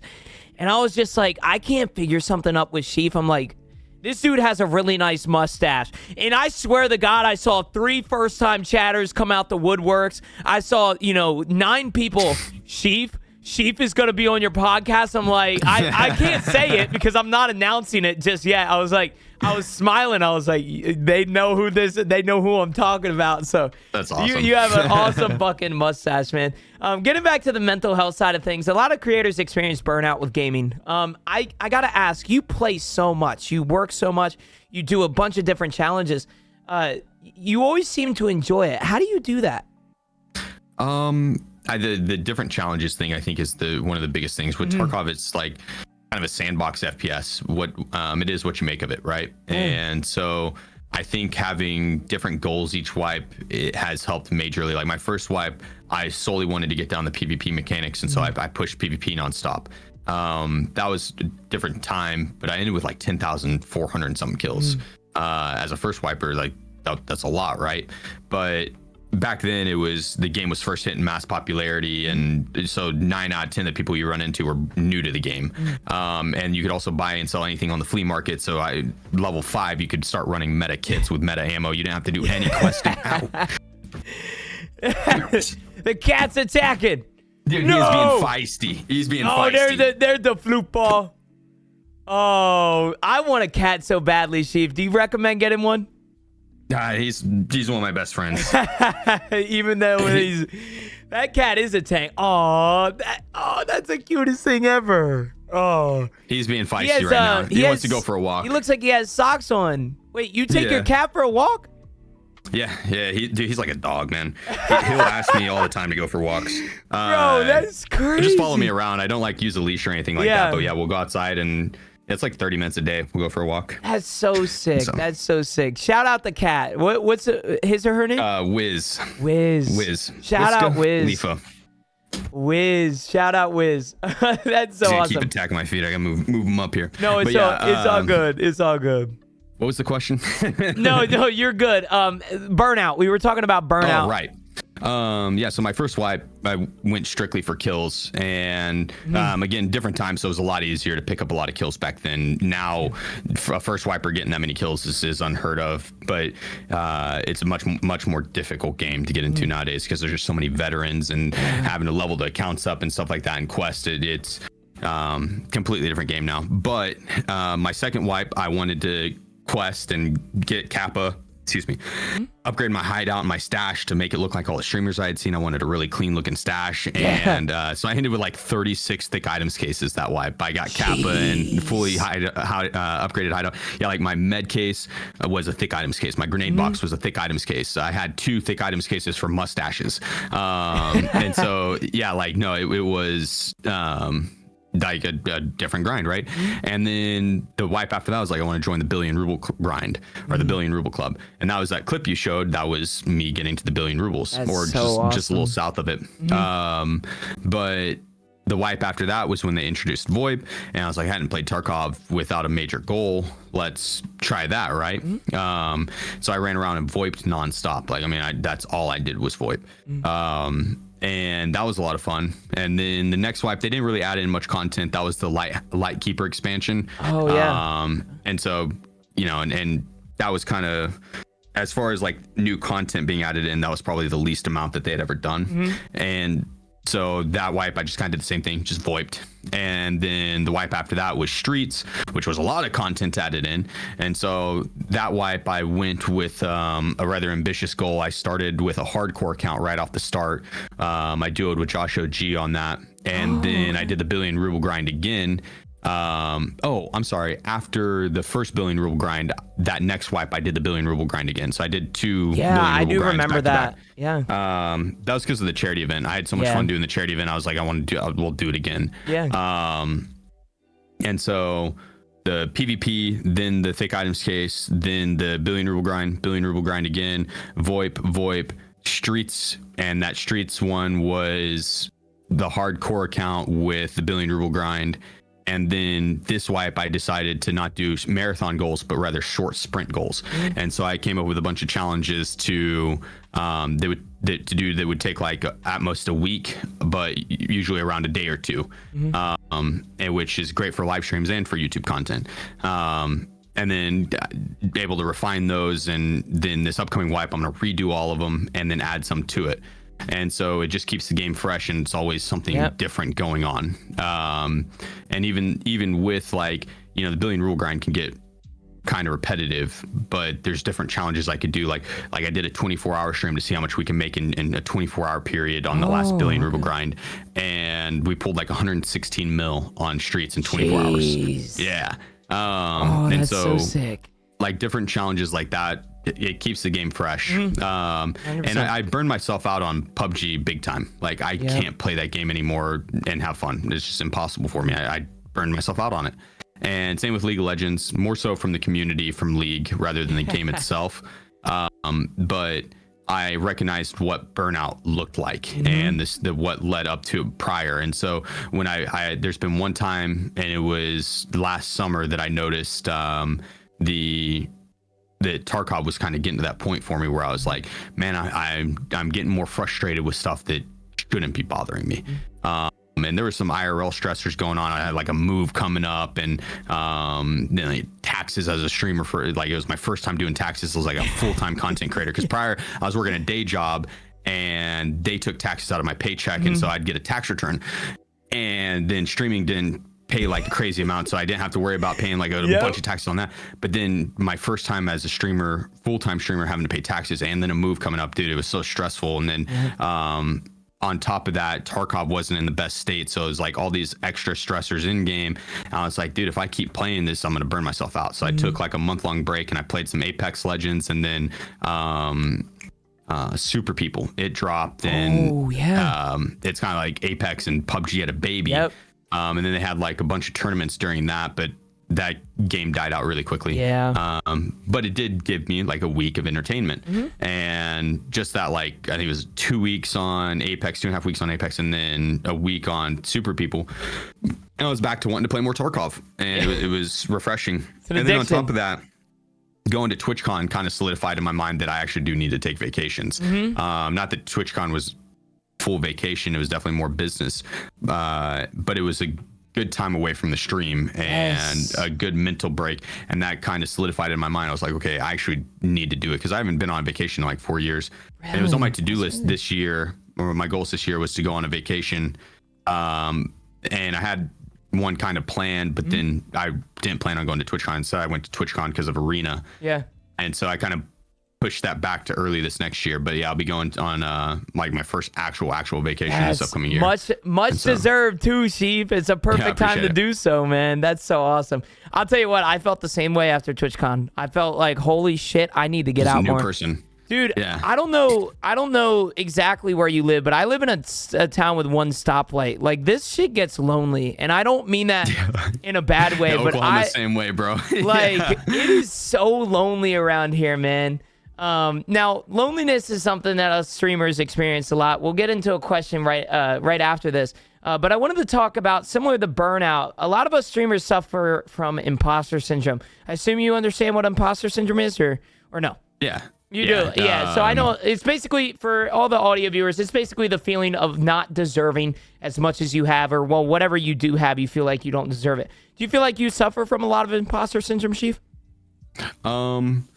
Yeah, when I was first like getting into content creation, but then knowing what imposter syndrome was, there's a lot of times that I'll catch myself thinking those types of thoughts, and I'll be like, yeah, that's, I'm just getting inside my mind too much. I haven't suffered from that in a while, honestly.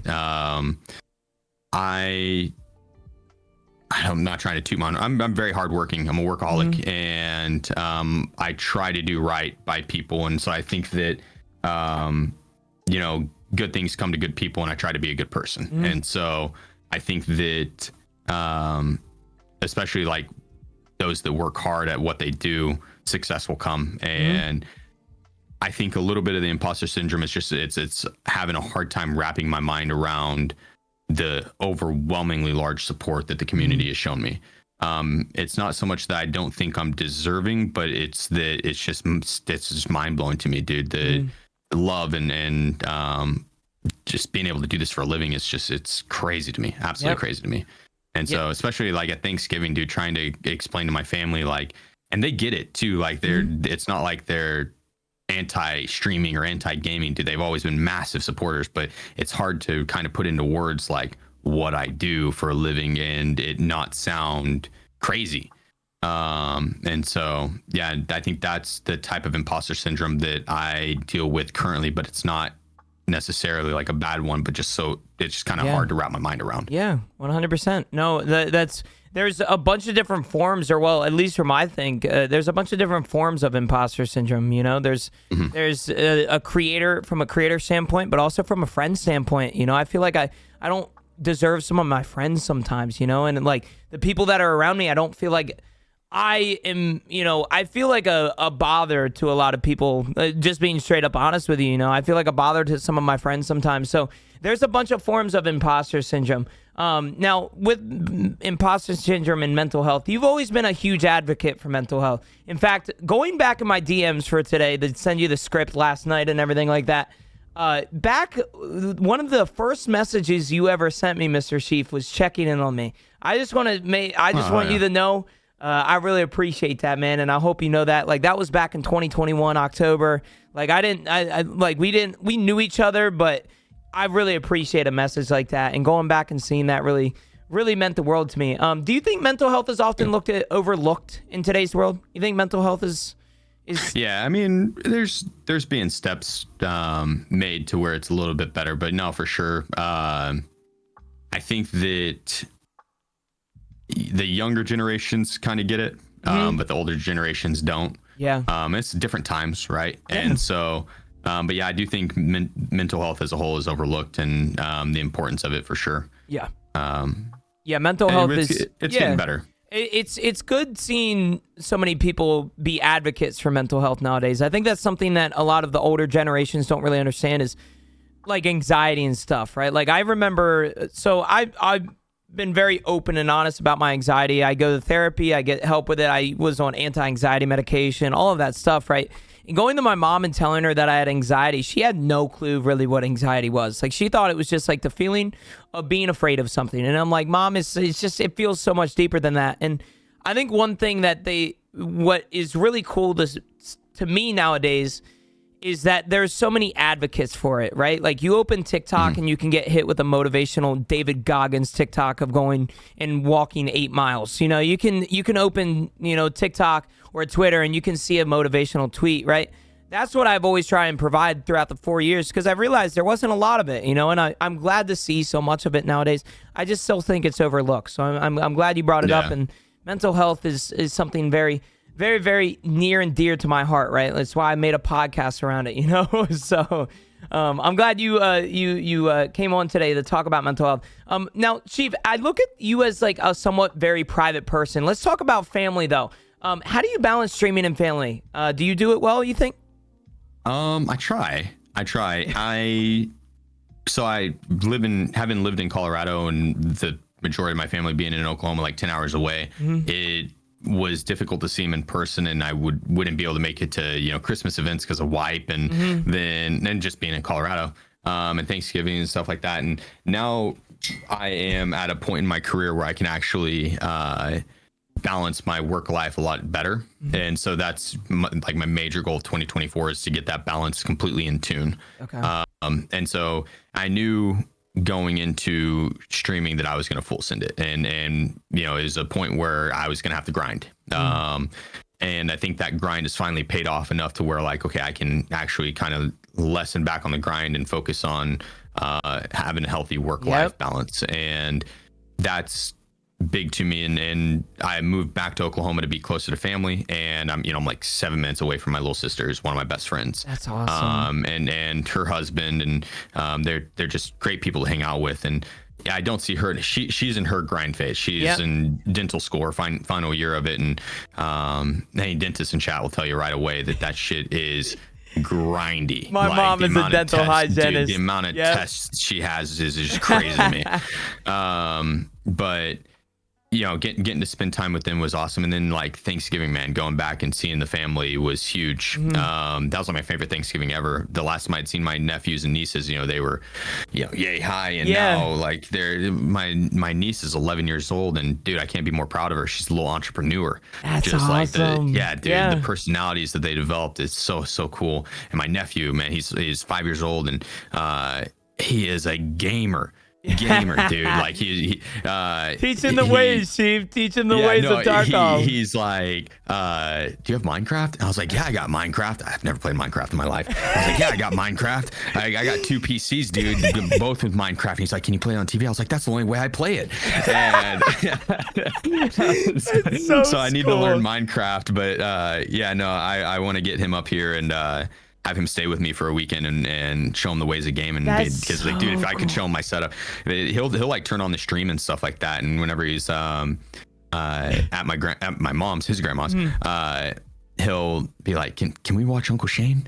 And yeah, they'll put me on the TV, and so it's cool. It's a good feeling. That's so cool. But yeah, no, family's massively important to me, and I'm close with all my siblings and my parents and just my family in general. They've been the biggest supporters of anything I've ever done in my life, and so wouldn't be the same person without that support for sure. I'm glad to hear that you're finding a balance. I think that's something that's very important in content creation, is finding that balance. So, I was telling my friend the other day, it was like a lot of us creators, and she's an editor, so I told her straight up, like, a lot of us want to put in 100% and leave 0% for other things. And one thing that I'm learning over the years of being a content creator is it's a whole new world when you start balancing things like 70-30, 60-40, 50-50, right? Like, it's never going to be a perfect balance. You just can't have it, right? And so it's very important that you said that, is that the balancing of things is so important. It opens your eyes, right? When you start to balance certain things in your life, and whether it be streaming and family or streaming and editing, right? Like, once you start to balance things, so many cool things and opportunities come up, right? So I'm glad that you brought that up. What is one thing as a person you wish you work on sooner? Whether it be as a streamer, as a creator, as a person, be open and honest here with us, Sheef. What is one thing you wish you worked on sooner? Shoot, I got two for you, and we kind of touched on them already. Was the short form content and working on that, but then also that balance, because I mean, with streaming, it's an easy thing to have it consume your time, because it's one of those jobs that you can be growing 24/7, like literally any minute of the day you could be working on your profession. Whereas like on my previous job, if I clocked out, I was done, right? It was very easy to not think about my job when I wasn't on the clock. Extremely easy, like to the point where I had zero problem with it. And with streaming, man, I couldn't turn my brain off. Like constantly, it consumes me. Keeps you up some night. I swear to God, I don't know about you, but I couldn't sleep some nights thinking about content ideas. And funny you brought that up. Yeah, no, I think that working on that balance, but and it's one of those things to where if I wouldn't have let it consume me, I don't know if I would be at where I'm at now in terms of the growth, right? That grind phase was very important to my overall career, and I knew I was setting myself up for my future and my family's future, right? And so once I get one of those, and so that was an important part, and I was determined to make it work, and I knew whatever I would do in my life, I'd be successful at. That just comes from having supportive parents and supportive family members. Like they always pushed me to do whatever I wanted to do. And so I should have, like, dude, that clip you showed earlier, man, I was so fucking skinny, and just like, I had just moved back to Colorado, and from Boston, I spent my last dime to get back there, and just started up my job. And so like I was living paycheck to paycheck, and the job didn't pay like amazingly, but it paid my bills. But yeah, no, it was definitely in terms of like health, mentally and physically, it was low. And so I wish I would have spent more time working on myself, and maybe just cut back a little bit of time from the stream, and that probably would have did better for both. And so that's one thing that I wish I would have worked on a little bit sooner, but better late than never on it, right? And so I'd say that, and then short form content. Short form content, man. Short form content. I'm glad you brought up a little earlier. You brought up the future. That's exactly what we're going to talk about. Let's talk about the future of SheefGG. Now, we brought up this question with Pest Silly's podcast, and we got a really good answer. We got a top secret answer from him. You don't have to share anything top secret, but I want to know what's on the horizon for Sheef. Any big plans, new forms of content, anything top secret you want to share? Tell us a little bit. I got a lot of plans for this upcoming year. 2023 was the best year of my life, and I plan to outdo it big time in 2024. There's a lot of different content plans, especially with Arena being out. None that's like set in stone enough to be confident or comfortable to share fully. Other than some community-based tournaments, and I'm okay with sharing that. But I want to, like, Willers and I plan on putting on a tournament. We found the prize pool, and hopefully we get BSG to back it and everything. And we plan on hosting some tournaments. Let's go. And then so for tomorrow, I hope they're okay with me sharing this. I don't think that they would mind, but Landmark, myself, Willers, Clean, and Hutch are going to be running 5 minutes. What a gamer squad, dude. Yeah, Let's go. We don't plan on losing tomorrow. Yeah. As you should. Let's go. Yeah. But other than that, I mean, just there's a bunch planned, dude. There's a whole lot planned. I'm excited for it. I really want to blow up the YouTube channel, and I think having Arena and Tarkov coincide with each other, I think will allow me to do that. Yeah, 100%. I'm so excited for your future, Mr. Sheef. I'm so excited for the future of everything, man. Arena is it's going to be so awesome. Like I said, the stride that you've already taken as a creator is so inspiring, and you're gonna go on and do great things, Mr. Sheef. I hope you know that. Before we get in the chat questions, though, I want to ask a few simple questions. This is what we like to call the speed questions. Now, chat, get ready for this, because after this, we're going to be doing some chat questions. I probably won't keep Mr. Sheef here that long, because his cat would like to go on a walk, and I respect the cat's decision. So, see him in the background. Yeah. I want to get to some speed questions, okay? And then we have some few chat questions that we can answer, okay? So these are just, like I said, speed questions you can answer as fast as you can. If you want to give some thought into them, that's fine too. Winter or summer?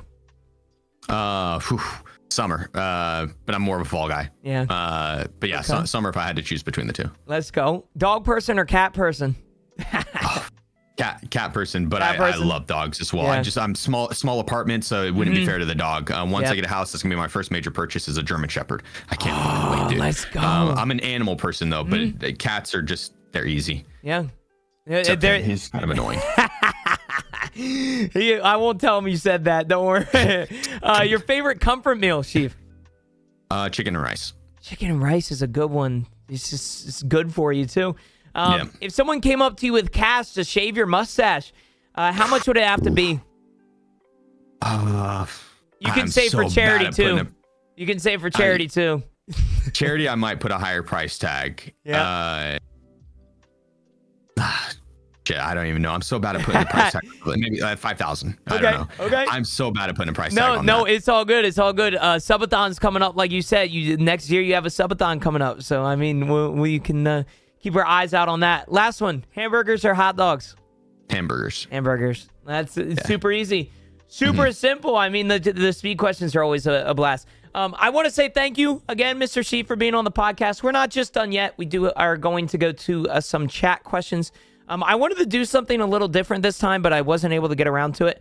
So chat, if you guys have any questions for Mr. Sheef here, I will say I read chat occasionally when we're doing these podcasts just to see where audio levels and stuff are and making sure everything's good. There have been a lot of people in here that say you're a big inspiration, Mr. Sheef. So I'm sure there's some people in here that have a lot of questions. If you guys have any questions, just post them in chat. We can ask Mr. Sheef. And yeah, I mean, we have one. Is there a profession, Sheef, would you choose to pursue if it wasn't streaming, not including law? My dream profession would be a philanthropist. I don't know if that's like full out a profession or not, but the idea of being able to throw parties to raise money for charity is like the coolest thing ever. Yeah. Absolutely the coolest thing ever. But I mean, law was going to be my choice. I could see myself going back to my old job if the pay was better. Not that I would, want to base it on pay, but it's just not the most long-term stable thing. But I got a lot of sense of satisfaction out of it, helping people, and it was a lot of veterans and stuff like that. And so it was cool to get to work with them. That's so awesome. Now, a very common question that I've got over the past few weeks: how do you grow out such a strong beard, Sir Sheef? It's the toilet paper method. You gotta. Wait, is this real? Is this real? Yeah, dude, you gotta get some good toilet paper. Get like Charmin. Don't get like the cheap stuff. You gotta get like Charmin. But you're gonna want to rub the toilet paper wherever you want the hair to grow for like twice a day for around 2 weeks, and you'll start to notice a lot more hair growth. And so It works for assholes, so the science is there. Oh my God, Sheep. Oh my God. It can be clean toilet paper though. Don't make the Bro, same mistake I did. It what? can be clean toilet paper. No, that's not a real thing, Gino. just to clarify. I believed you. They're like immediately going to Amazon. It's Bro, like Charmin. I believed you, and dude. I was like, "Holy shit! I need some fucking facial hair, buddy. I'm about to go get some toilet paper." Oh my God, bro! I was believing that for a second. I'm so. Oh my God, dude. Oh, that's so funny. When did you realize that streaming was taking over your regular, I guess, 9 to 5? And what made you realize that streaming was the right way to go? I don't know the exact. It was June of. I had the chat command on like when I left or when I put in my month-long notification, like the two-week notification that I was quitting. It was I think June of 2022. I basically I waited 6 months of consistent paychecks from Twitch that would pay my bills and then a little bit extra. Yeah. And so, because if I would have had a month that it dipped below, like I would have not done it, right? I needed to make sure that I had that financial security. And so that it would have been, I guess, early 2022 that I would have been like, okay, you know, this is the start. But I mean, April.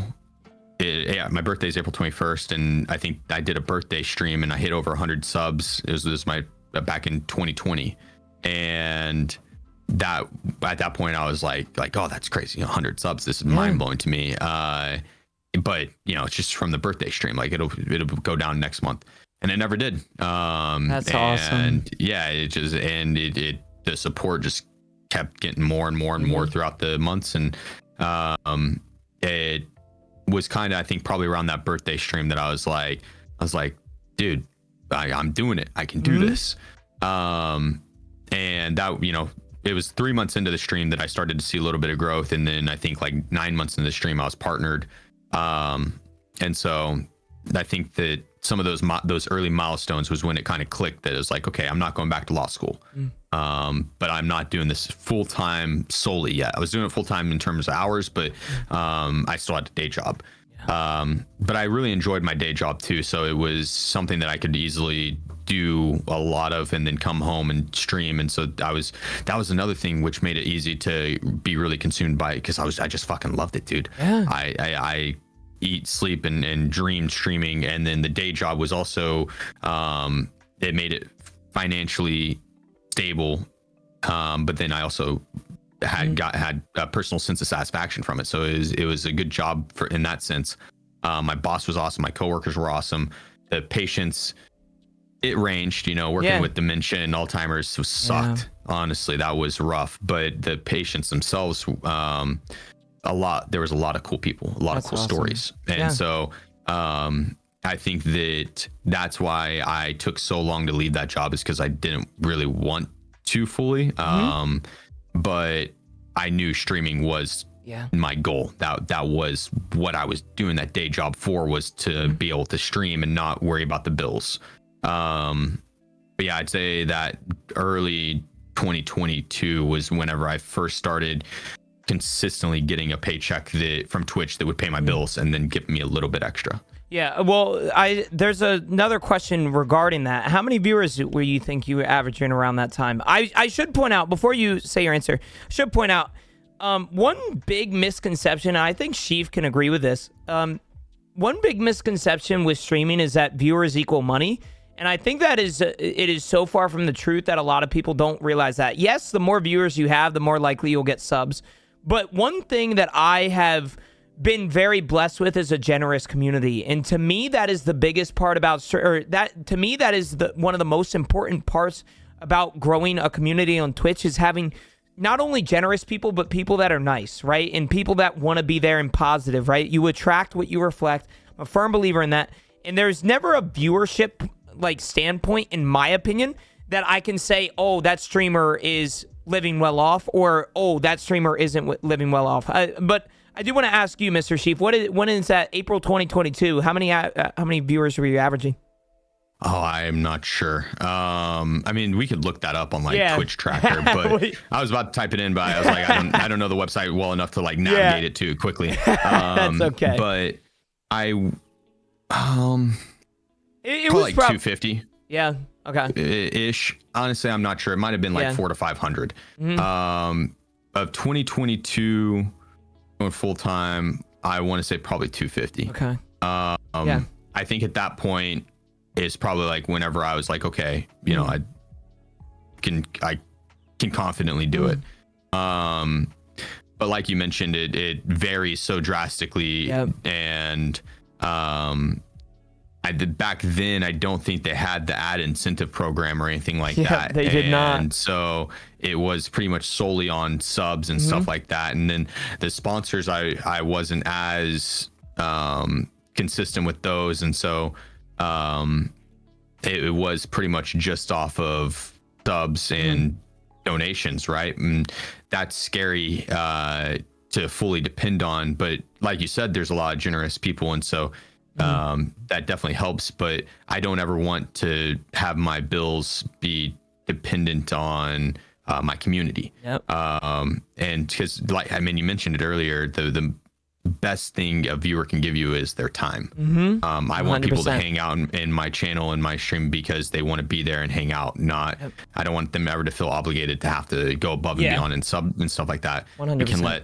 We can let the corporations take care of that, like the Amazon and the sponsors and stuff like that, man. They can pay the bills and the streams if they want to go above and beyond and use those Twitch Prime subs. Don't, because you don't want to forget about those. SheefGG, not me. no, Genooo.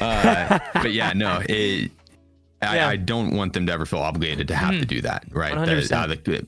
And dude, it's just mind blowing, man, that they continue to go above and beyond, and each month I'm breaking my personal records on that stuff, and it's crazy to me. That's awesome. But yeah, to answer the question, I think I would have to look it up. I want to say probably like 250. 250. Okay, got you. We got 3 more questions for you, Mr. Sheef. Favorite flavor ice cream? This is a simple one. Oof. I'd say probably strawberry or orange sherbet. Orange sherbet's a good one, but strawberry is the consistent one. Yeah. Okay. Is entertaining or performance more important when it comes to being a streamer? That is a big question. Wow. That depends on what you're going for your content. I would say entertainment is more important as a whole, because if you are going off performance, you need to be damn good. Shroud is a great example of that. He is a performance person. His entertainment is his performance. But unless you're on Shroud's level or Timmy or Tins, you aren't going to find that viewership that you're looking for. You might. I'm not. You know, it's possible. You need to be damn good. I think entertainment is much easier to achieve for the masses rather than performance. Performance can be a portion of it, right? Like, I'm competitive. I always want to perform well, but I would lean more in towards the educational content because I find that much easier to do consistently rather than going and consistently wiping lobbies and performing at the highest tier. And so I'd say entertainment's a much easier thing, but you don't gotta be like Dr. Disrespect. You know, he's a great example, or Tim the Tap Man, maybe even more so, on like entertainment over performance. Dr. Disrespect puts on just a very high production value in terms of entertainment. Very entertaining guy to watch, but he's not out there winning $10 million tournaments, right? He won 2 small rinky-dink ones back in 1992 and 1993, back-to-back blockbuster champion, right? But that's the entertainment value. The 2-time, that's the entertainment value. And so I think that it kind of depends on what you're going for as a content creator more so. And you could do either. Just if you're going to do performance, make sure you are really good. I agree with that 100%. Now, for the last question, it's kind of like a boss man kind of said, what is something you would tell somebody that's starting the streaming? But then we got another question.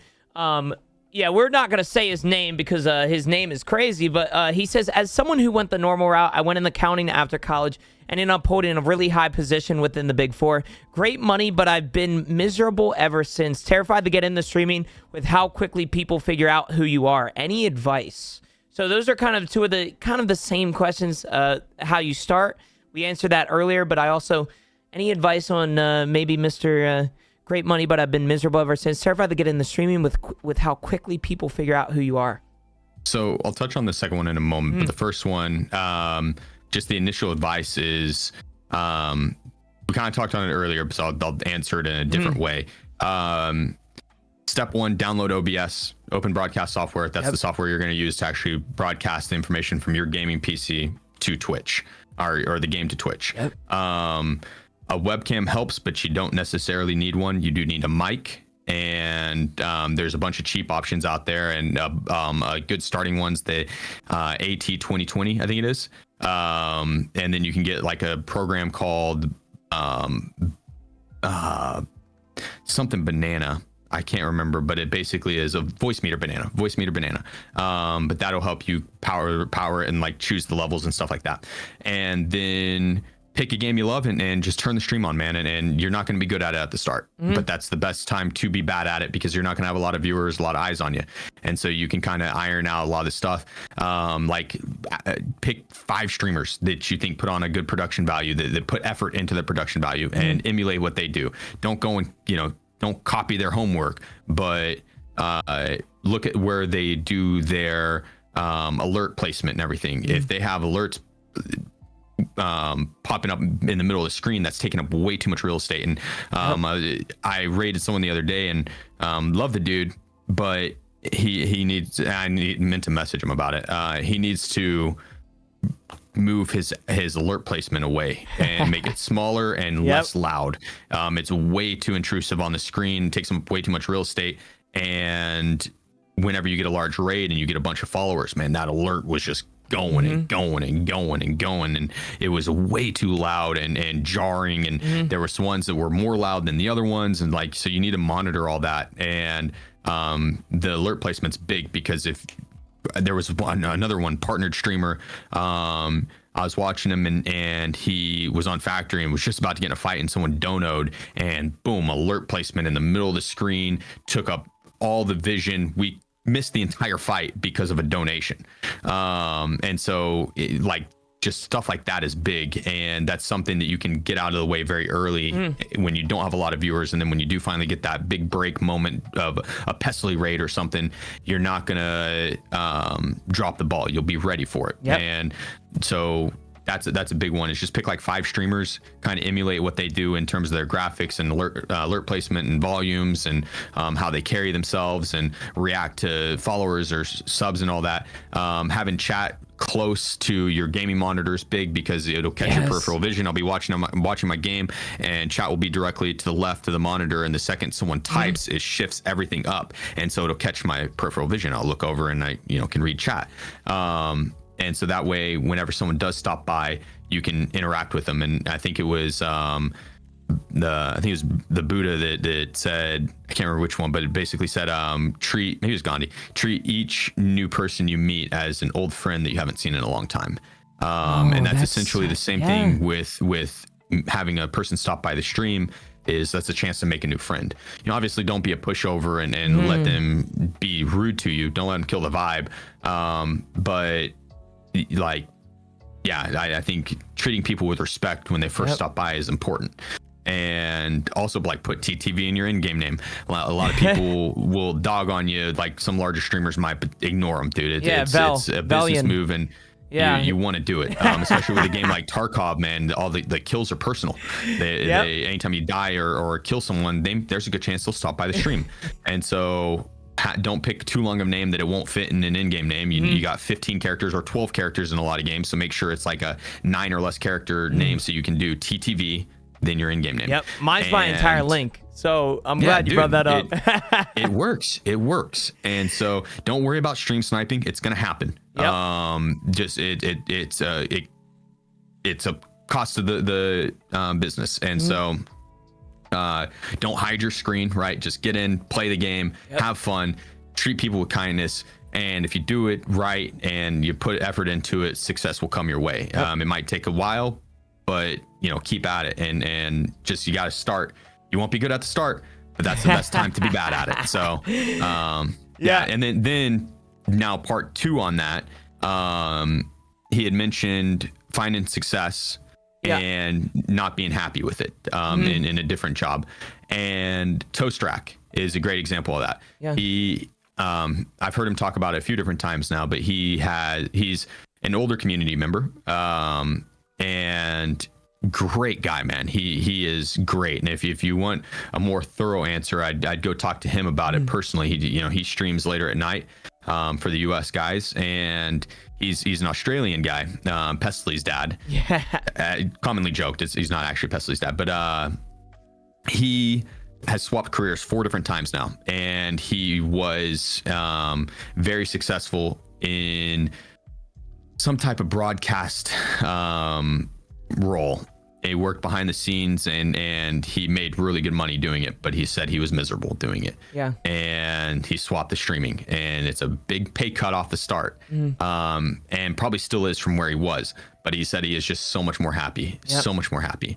And sometimes you just got to take that leap of faith. I would say, get a good nest fund going before doing that because it does take a little bit before it takes off. There will be a lot of months of not making anything where you put in a lot of hours and you make nothing. And so having a good nest egg to make sure you're okay goes a long way, or even do it alongside the job. If you don't have wife and kids, that's a lot easier, but if you got a wife and kids, it's tough. Really, really tough. Yeah, and especially, so I've been told I don't have a wife and kids, so no, that's okay. Well, pointing out something with the nest fund and everything, I also think it's important to bring up.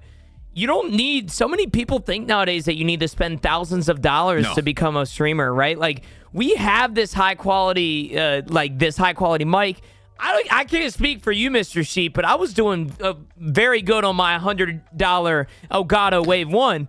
I got this shit for a write-off, man. You think I'm buying this shit? Like, I got these things for a write-off. The reason that you see streamers with Go XLRs and 8 computers and an entire background that has a T90 tank in it, it's because it's a write-off for a lot of us. And that's another thing, right? I think you were about to say something. On that, like, all of this stuff in the stream room it was just bought secondhand or on sale or was a gift. I did not spend a lot of money. The PCs were expensive. One of them was from a sponsor that they sent it to me. I didn't have to buy it. That's awesome. And so that was game changing. That was the start of this wipe. That was game changing. But he's right. You don't have to spend a lot of money. The entrance fee for this career is relatively low. And so you do need a PC. Right? That's going to be the expensive part, but there's a lot of cheap entrance ones, like the headset Geno's wearing, the HyperX Cloud 2s, man. Those are the best bang for your buck headset you can get. Love them. I still have my pair. Like, this headset was a gift from my mod squad, and so it's got the sentimental value, and I love it a lot, but it's pricey. It's more expensive than what I personally would have went with for a headset, because I had HyperX Cloud 2s that I bought for $60 that 7 years later, 6 years later, they're still working. They're so operational, good. And the sound quality is very good on them. They're comfy, and so there's the entrance fee is relatively low, but the overall thing with just getting into it is it's a big time commitment off the start. But if you're passionate about it, then I would say go for it, man, because dude, everyone's I wish I could remember the exact quote because it's a good one, but basically, it's along the lines of you only live once, right? It's the same type of saying, and you're the storyteller, and so you got to make a lot of that one story that you get. And if you're happy with being an accountant and making a lot of money, then that's great. But if you're not happy with it, man, change it up. And that's one thing that Toast Rack would advocate for is go for what makes you happy. And if you would have told me 5 years ago that big things in the work, that guy that tweeted that out, that Geno showed earlier, or younger Sheef, and you told him that this is what I'd be doing for a living, I would have been mind blown, because I would have put him in a psych ward. I would have. I was so dead set on being a lawyer, and that was my path, and I was so certain. And then one thing happened, and it kind of changed the trajectory of my life for the better. And dude, I cannot express how happy I am with where I'm at. And then as far as being worried about people finding out who you are, That was a hard one for me too. Can I give my being honest, I think a very good person to kind of look at for that is, I don't know if I think you probably know her, Triangle Face 78. She does a very good job I believe she does acting and stuff, but she doesn't show any of her face. She doesn't show any personal information. She is very private of a person, and she does very well for herself. You do not need to be known, and you do not need to show your face. You don't need a face cam to necessarily be successful. Will it help? Yes. But if you're afraid of people finding out who you are, unfortunately, it's going to come with the field, but there are ways that you can prevent it. Not showing your face cam, not telling them any information, whether it be, what you're eating tonight for dinner or whatever it may be, right? Like, the truth about the field is that there will be people that will want to find out information because they want to find out information. And there are, unfortunately, some creepy people in the field. It is. And I'm sure, Sheef, I don't know if you've ever run into it, but I have been fake stalked before. Like, there have been, threats towards me. There's pretty crazy people on the internet, and unfortunately, it is hard to keep your identity nowadays. But yeah, it is possible though. It is. Yeah. Two examples. Genticles. She's great at it. Yeah. She doesn't show her.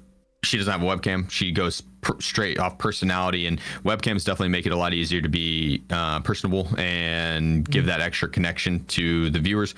But it's definitely possible to not. There's plenty of streamers. I mean, Smoke. I don't think I've ever seen his face at all. And he's a great content creator. And so is Jen.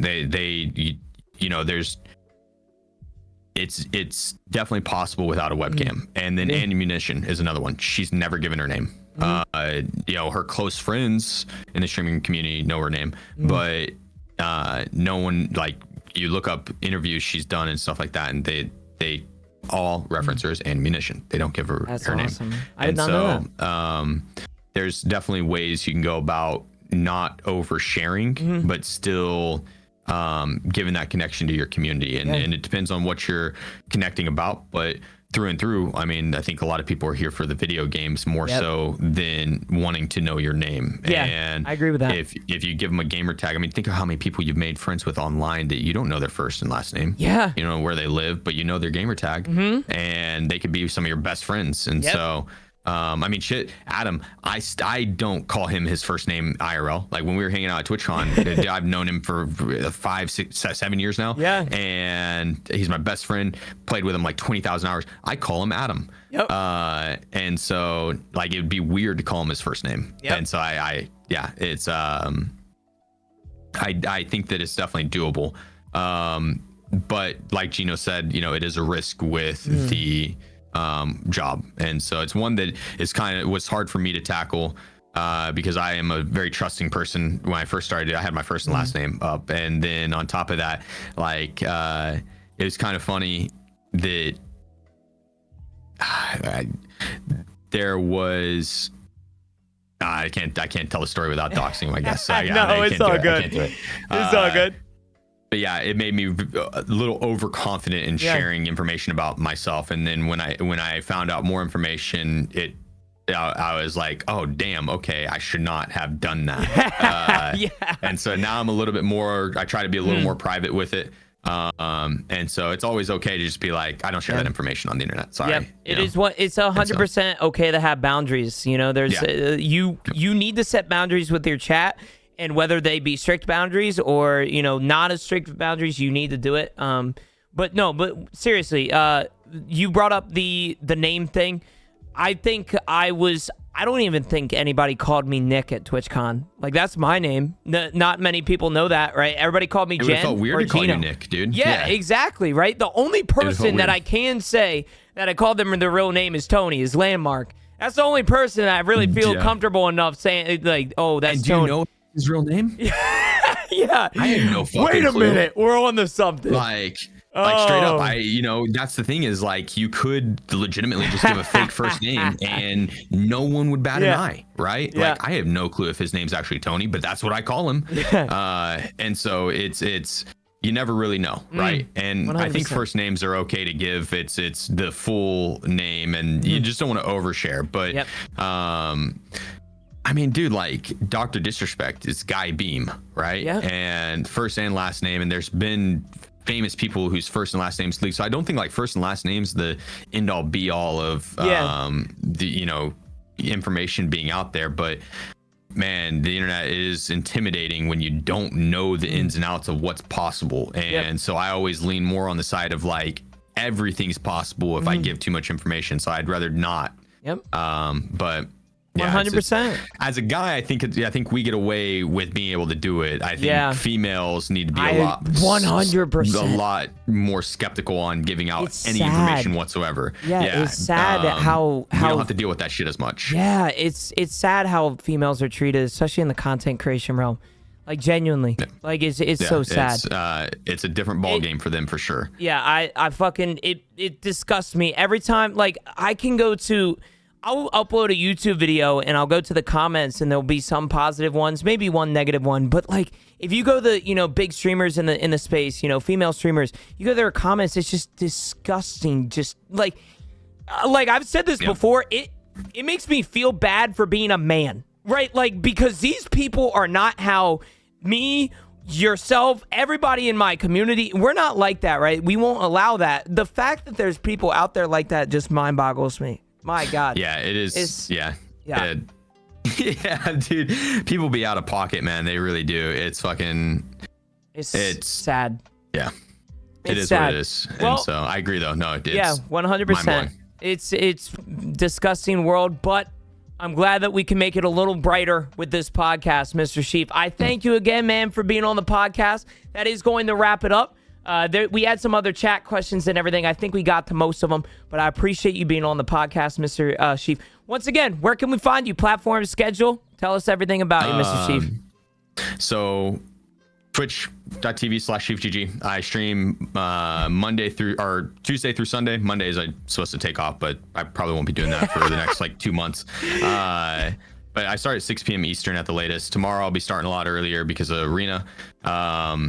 But yeah, just SheefGG on all socials. But real quick, Gino, dude, I'm proud of you, man. I'm proud of you. Oh. You from when we first met till now, you've really glowed up, and I've gone through a lot. Extremely proud of you, bro. You're killing it, and you gotta stop, noticeable. bro. You're making me you. cry, man. For sure. I thank you for being on the podcast, man. I really appreciate the kind words. Like I said, life is life, man. Life is tough, but sometimes you got to be tougher than what life hits you with, And you know how it is, right? I'm sure you've been through your up days, your down days, right? Like, some days you're climbing the mountains, and some days you're going down through valleys and stuff to get to find the greatest view, So I'm a firm believer in that, man. So I appreciate you again for being on the podcast, Mr. Sheef. Thanks for the kind words, my brother. Pleasure. As my always. Pleasure. Go give your cat a walk. I'm sorry for keeping that. Yeah, no. Tell him I said dude, sorry. It's been a blast. Tell him I said sorry. He's finally chilled out. Like right at the end, he's now napping. Like. That's awesome. I am gonna send you some information in your DMs, just like a post interview, like a post podcast, like review. I just want to, as somebody that's very new to this, I just want to know where I can go right, go wrong. What I did good. But I just wanted to point that out before you left. I appreciate you, Sheef. Thank you again for being on the podcast, man. Dude, pleasure's all mine. Pleasure's all mine. Thanks. Have a good one. Go walk a cat, bro. Hey, peace. Peace. I didn't get to say goodbye to him, man. He did this thing. I feel bad. I fucking love Sheef. If you guys don't know Sheef, you guys need to. Mods, give him a shout out as always. Don't forget to check out the Coffee with Gino Twitter and the brand new Coffee with Gino TikTok. That is on both of those platforms. We now have a Twitter and we now have a TikTok, which both are doing incredible right now. They're blowing up, and I'm just glad that I can share a cup of coffee with some of my best friends and share their stories, man. This is exactly what I wanted to do. I started a podcast probably about half a year ago now, and it's been a great journey ever since, getting to share the stories of creators that I look up to most. So I appreciate you hanging out with me, spending your time, listening, watching, whatever it may be. And as always, stay safe, stay caffeinated, and thanks for joining us. Bye-bye. Peace.